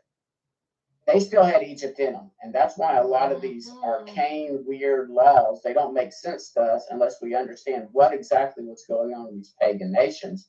And then in the 4th century, it got, Rome won. Babylon won out over those that were keeping the commandments. And we see that in Revelation. I believe that that's part of what the 2 witnesses will be doing. In other words, yes, have the testimony of Yeshua. Yes, keep the commandments. Both and again, not for salvation, anybody. I am not a Judaizer. I do not believe salvation is by works or by keeping the law. Paul is very clear on that. Yeshua is very clear on that. Abraham was saved by faith. But if you look at Genesis 26:5, part of his faith included obedience to God and his instruction and his ways and his statutes. So there is no obedience. If John MacArthur calls it lordship salvation, but if Jesus is not the Lord of your life, he's not your Savior. I'm sorry. There's no easy ticket. It's a narrow road. I'm really concerned for those. And my friends will tell you this. I've been one of those people. I'm in repentance right now. I'm repenting daily, but again, I'm not casting stones. I've been that guy. I've been there, done that. I never lost my belief or my faith in what Jesus did for me. I've never lost that. But was I living for the Lord? Was I being obedient to the Lord? Was I really exhibiting the faith that believers are? I mean, again, people like to say they're Paul Christians or New Testament Christians. Jesus is harsh in Matthew 7. You cast out demons in my name. You did all this stuff in my name. You perform miracles in my name. Depart from me, you who practice lawlessness.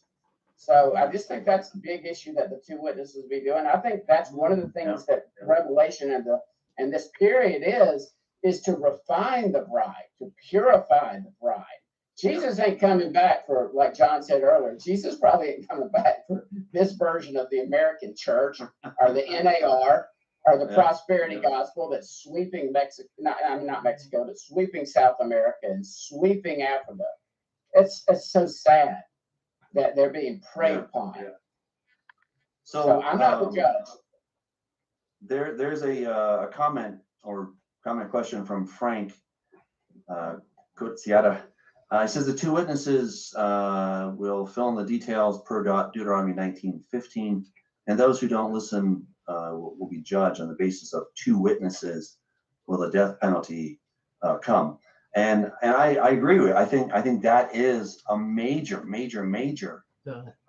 function of the two witnesses, is to call people to repentance. But if they don't, you've had two witnesses that have come and have told you what's about to come, what's coming down the pike. And if you won't listen, you had two witnesses that came. I mean, that's double than what the Ninevites got, right? And they turned. That's double what Sodom and Gomorrah got. So now you have two, because it will be the worst time in human history. It's going to get that ugly. And this is where we need to prepare our hearts, right? And I think this is one of kind of the major themes that we've been having.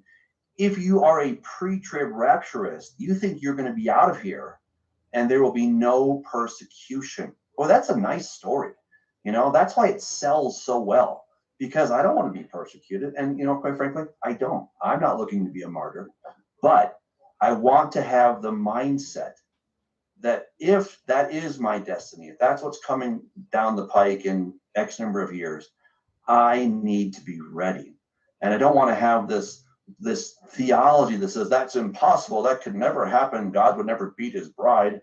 God's not going to beat his bride. The devil is. Okay, let's be really clear about this. The devil is going to beat the bride.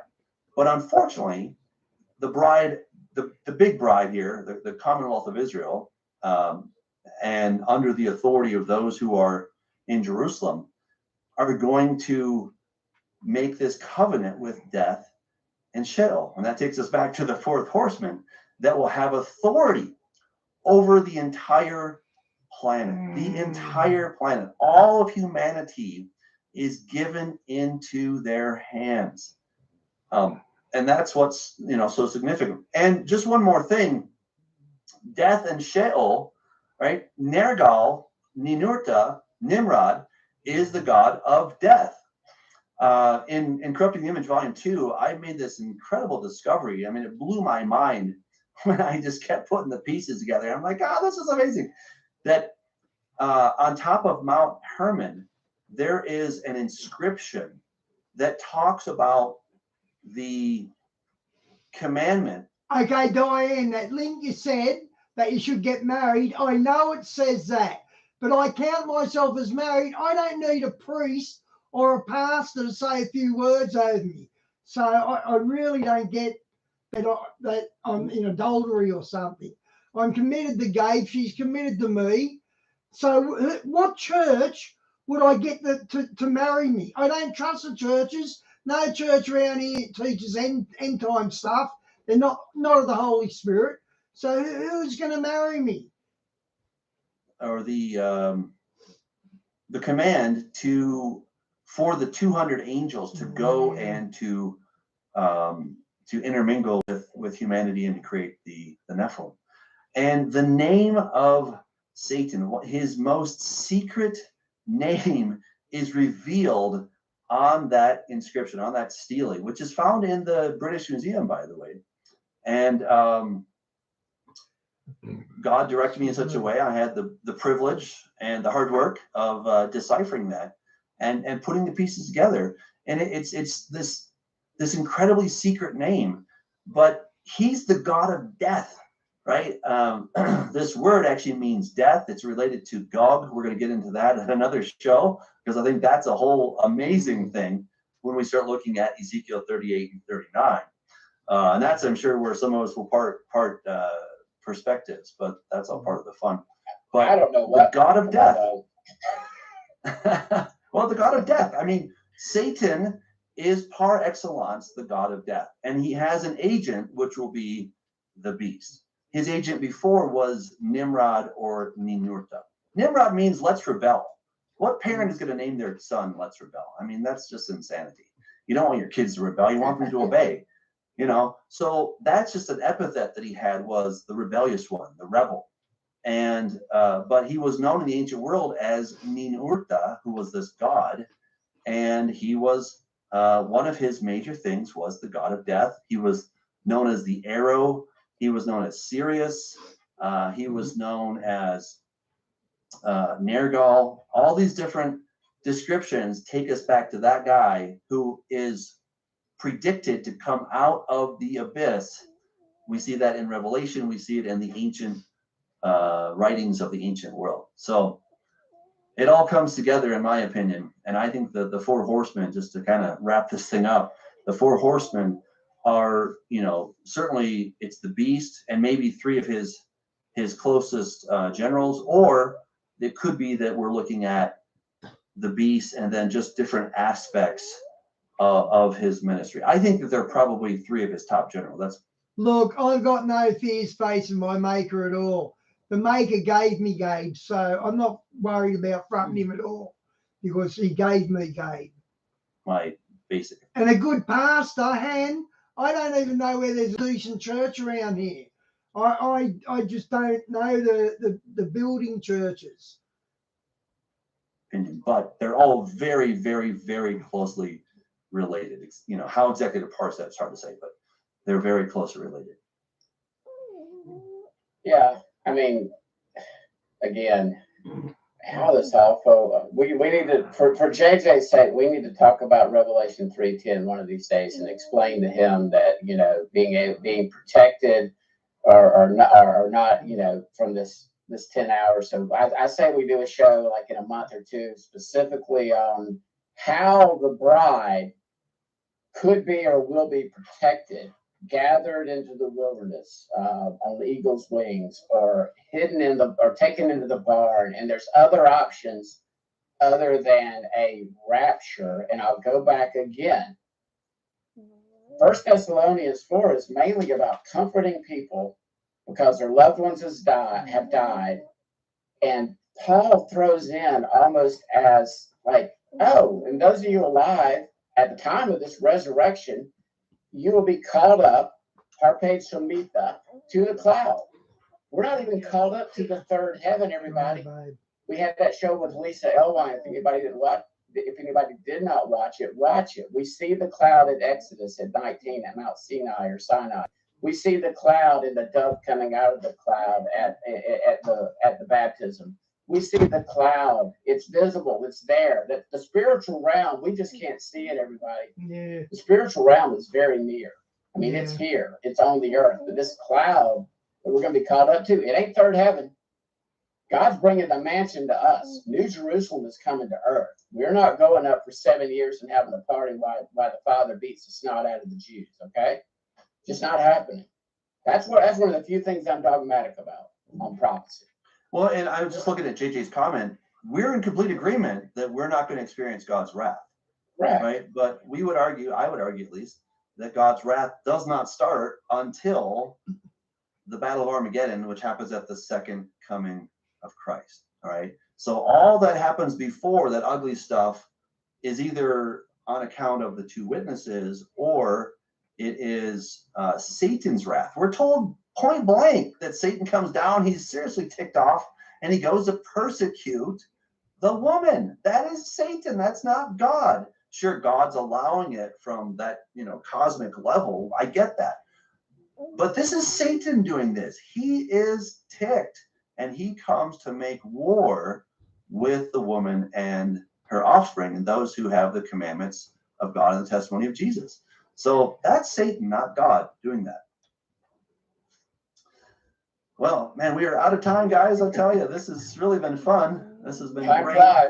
I know it does. I'm gonna go have dinner. So thank you for joining me, you guys. This is always fun. Thank you, everyone in the comments. It's really a good time. If we can get to your questions, we're sorry about that. We're doing our best. But we'll be here next week, and I think we're going to talk about the 144,000. He said I cut it off too early. Okay, guys, I'm going to do the Canadian prepper. He's the one who you'll recognise him. He talks about the famine and all that. Unbelievable. This changes everything. Europe just got, I don't know what else it says.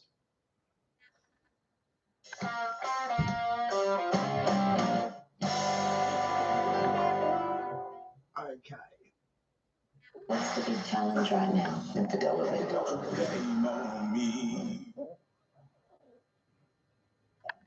And I guess that's just what the fog of war is all about. Hi, folks. Thanks for joining me on this sweltering hot summer day. We're going to try to figure out what the hell is going on together. Feel free to leave your insights in the comment section below, because I tell you, the more I learn, the less I know. And I guess that's just what the fog of war is all about. Now, we have a lot to talk about. Some terrifying developments on the World War III front, some catastrophic developments on the economic front if you live in the West.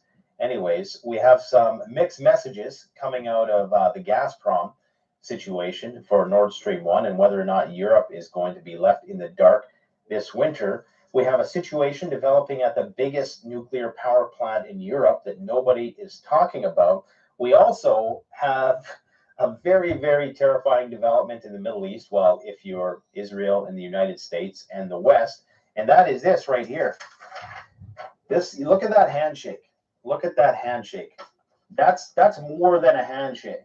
Okay, that looks like inseparable. Wow, that's a Masonic handshake. Look at the thumb. Wow. Partnership. That's a $40 billion handshake right there. The first. He missed the Masonic, the thumb on top of the palm. Not palm, the back of the hand. Flight out of Russia. Since the war started, he goes to Iran. Okay, that is huge. Why is it so huge? Because they just inked a $40 billion deal to send gas to the east. It's a slap in the face. At the same time, you have this Gazprom stuff going on. They are now going to start shipping all of the gas that the Europeans thought that they needed. See, this is the thing. You know, we have such a ethnocentric view of the world. We forget that 7 billion people and growing, our populations are in decline with the exception of the United States. And I say our, I mean the West. The Western populations are in drastic decline from Russia as well. But it's the East that is growing. That's the future market of the world. And the Russians know it. This is why they're going to lay some pipe through Iran. That didn't sound good. Well, maybe there's a bit of truth to the sexual joke there as well. But Russia is going to be laying pipe through Iran. They're going to be kicking $40 billion into the Iranian gas industry, which has been stunted by sanctions. So this is a massive slap in the face. Now, this is important too, because this means that Russia has a $40 billion investment in Iran, which means that if people start messing with Iran, then Russia's going to have to join in. You know, it would make sense that that would be the case, right? So I don't know. Israel and the United States must be planning something at this point. I mean, they're going to have to do something. The American empire is in decline. I'm going to do a big video about this, but you know, the ship is sinking. We're at that point in the Titanic where it's already broke in half and it kind of fell back into the water, so it's flat, and then right before it kind of like capsizes, whatever they call it, where it starts sinking downwards. That's where we are right now. So it seems like, you know, things are relatively level, but it's not level at all. Everybody's fleeing to the American dollar because it's the only thing they know. Everybody's abandoning all the other currencies. which are being left in the wake of the pandemic and all of the other disastrous stuff that's going on in the world. People are fortifying the American dollar. That's why the American dollar is so strong. It's not actually that strong, and it's on the brink of people jumping ship in mass. This union between China, Iran, Turkey to some extent. I mean, Turkey's in there like a dirty shirt. Look at that. That is crazy because they're the ones who've been sending all these drones to kill Russians. So I'm confused, to be brutally honest. That's what I mean. We don't know what the hell is going on. Only these elites know. But what we do know is that the world is changing, and we are no longer the center of the universe. And I think that we're going to start making moves quickly to try to slow this down. And that's not good because that means war. That means a lot of war is coming on the horizon. China has also issued a warning to the US. This is probably one of the most significant warnings that I've ever heard them say, okay? They've basically said that Beijing demands that the United States immediately withdraw the arms sales plan to Taiwan. They want to ship like $108 million worth of armored vehicles and other various technical assistance and military implements, okay? And they said that they need to halt all other such arms deals and cut military ties with the island. Otherwise, the U.S. side will be solely responsible for undermining the relationship between China and the U.S. and the two militaries and the peace and stability of the Taiwanese Strait. The Chinese People's Liberation Army will take all necessary measures to firmly defend the national sovereignty and territorial integrity and resolutely thwart any form of external interference in separatist attempts from Taiwan independence. And so what they mean is they're probably going to have some kind of naval blockade that's going to prevent a lot of this stuff from going in there, maybe even some kind of no-fly zone. Okay. Now this supposed transaction hasn't really been greenlit yet by Congress. It still needs congressional approval, but Ned Price has dismissed China's concerns, claiming that the U.S. has certain obligations to supply Taiwan with the means to defend itself, and that it is entirely consistent with the One China policy. If you don't know what the One China policy is, it's Chinese idea that, Hong Kong, Taiwan, it's all part of the same thing, even though, I guess Taiwan considers itself to be independent. There was that war in the 40s, 50s, and they broke apart, yada, yada, yada. So that situation, just waiting to pop. So I'm telling you guys, there's so much stuff festering under the surface right now in the Middle East. Israel is ready to make a move on the Iranian nuclear power plants. Putin goes and visits Iran at the height of these tensions. That's saying something, okay? That's sending a message. And you have Iran, who is allegedly, according to U.S. military intelligence, planning on supplying Russia with military drones. So you're talking about a very, very strong strategic partnership by two of the world's biggest energy producers who are likely going to leave Europe in the dark. And then you have Iraq, it's a cesspool of instability. Yeah, I mean, it's not reliable. Yes, they got a lot of oil, but it's not reliable. I mean, the whole place could just, flare up at any time. So it is not looking good for Europe. Now, on the Nord Stream front, we're getting mixed messages about this whole Nord Stream situation. Okay, and we're going to talk about the nuclear situation. The biggest news, I can't even, triage this information to you in the right way today because there's just so much stuff going on, but we're just going to bounce around. I know the whole situation with Nord Stream is on a lot of people's minds. So why is this so important? Well, if Europe can't get gas, their industry is going to shut down. People aren't going to be able to heat their homes. There's not going to be electricity. It's just going to cause a major, major problem. And there's going to be riots in the streets because that's the only way to keep warm this winter. That's why it's so important. Now, what's happened with Nord Stream is there was a planned shutdown of this major pipeline that ships the majority of gas to Germany and through other places in Europe. And there was this planned shutdown for annual maintenance, Russia needed this turbine from Canada. Canada wasn't going to give it back. They said, okay, we'll give it back. And they still haven't had guarantees that they're going to get it back. Now, two very good sources, according to Reuters, claim that the pipeline will start back up on Thursday, albeit at reduced levels. Okay, so levels that it was at on July 11th, which was like 60 or 50% lower than usual. Now, Russia claims that that reduction is due to mechanical issues, I believe, and not solely due to, not as a response to the sanctions, but we don't know. Fog of war, right? But you have other sources saying that the European Commission is planning for the worst case scenario, for the gas not to be turned back on.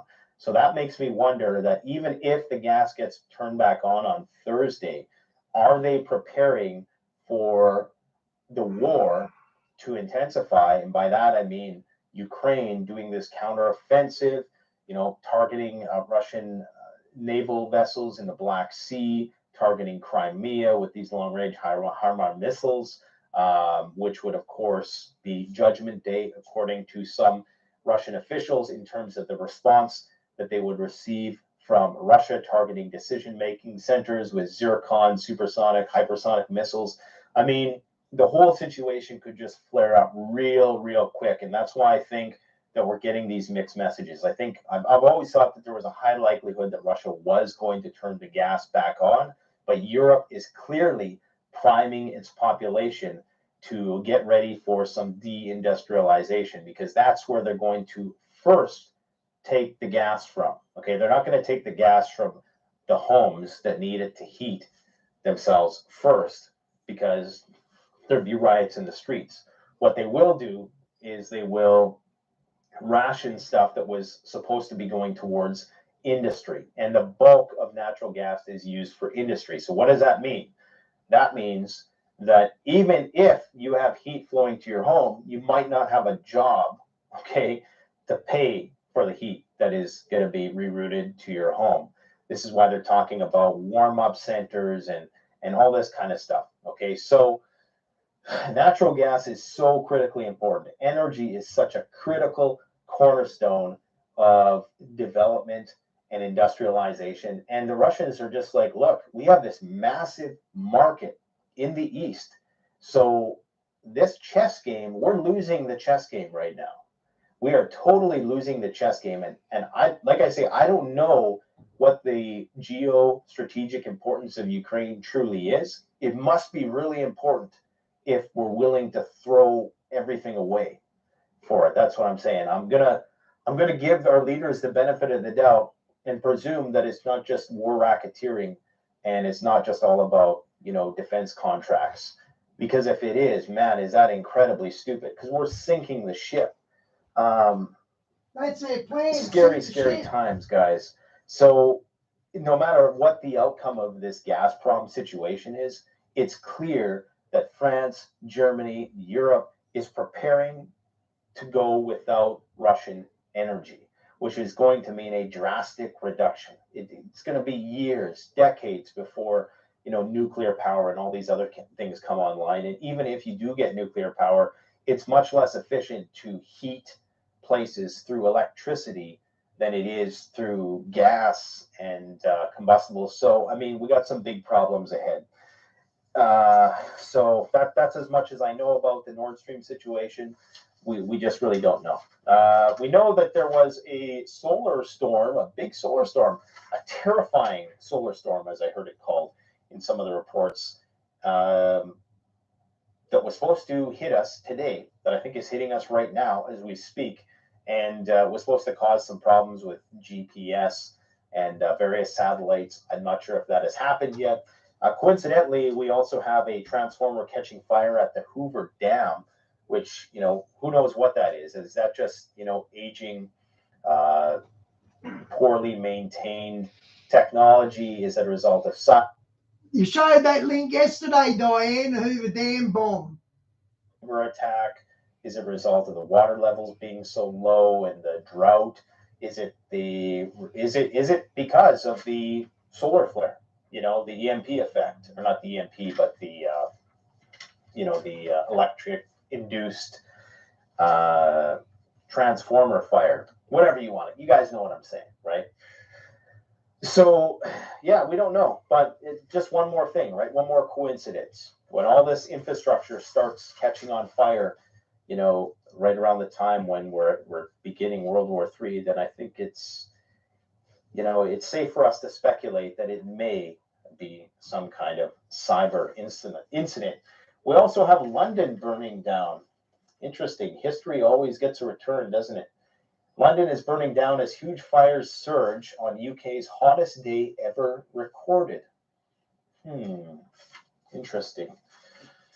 Very interesting, isn't it? Now the problem with the whole green thing, you guys know I'm one of the few people in the preparedness community, and you can disagree with me. We can agree to let's just agree to disagree. We can agree on everything else with respect to prepping.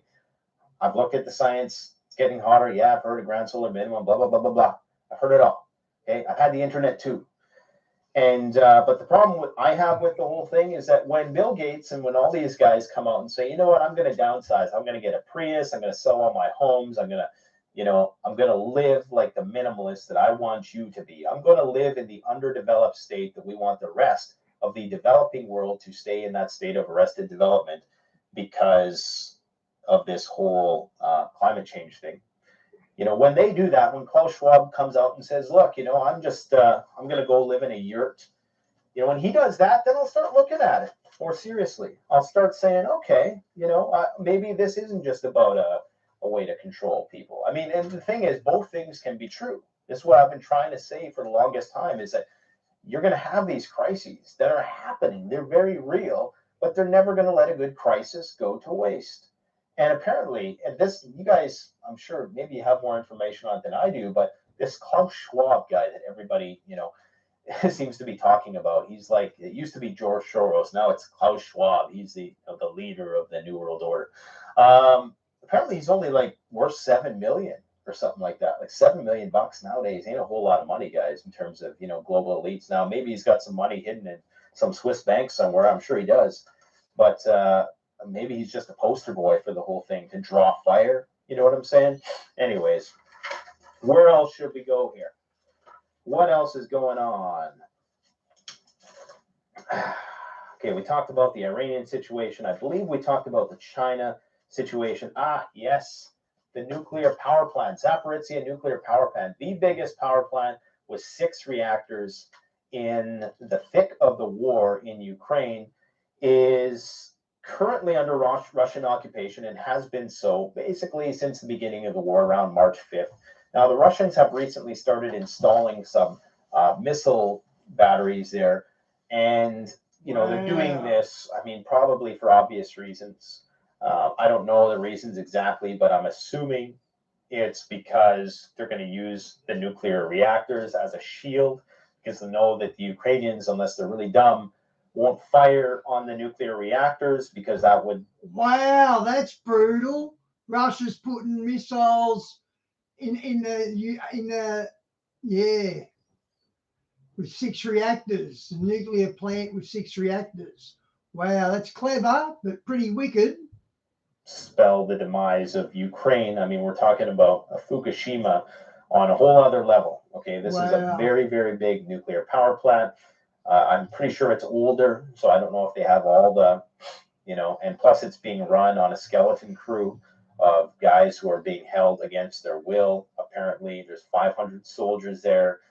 I don't know exactly what the situation is. I don't know how it works. I don't even know how the Russians were able to get it under control so quickly, likely because it is such a sensitive area. The Ukrainians have just not put up much of a fight because they know what the outcome would be. But, you would think that if you were Ukraine, that would have been that would have been the place where you installed a lot of defenses to use it as a shield. I mean, that you would think that they would have put a lot more into locking that place down. Now, because Russia is supposedly engaging in a special military operation and not total scorched earth war, I guess the idea is that the Russians aren't turning off the power. They're letting the power flow, to Kiev, and wherever else that power goes to, it probably powers a lot of places in Crimea and southern and eastern Ukraine as well. But it's a mystery to me, this whole nuclear thing. Now, there was suspicion. I'm presuming there must have been a lot of suspicion about the Ukrainians' ability to enrich uranium to a point where it could be used in terms of a nuclear weapon. And there was talks of Zelensky before the war starting about getting nukes, making these allusions to potentially becoming well, we might as well just get nukes if, we're going to be, under the constant threat of invasion.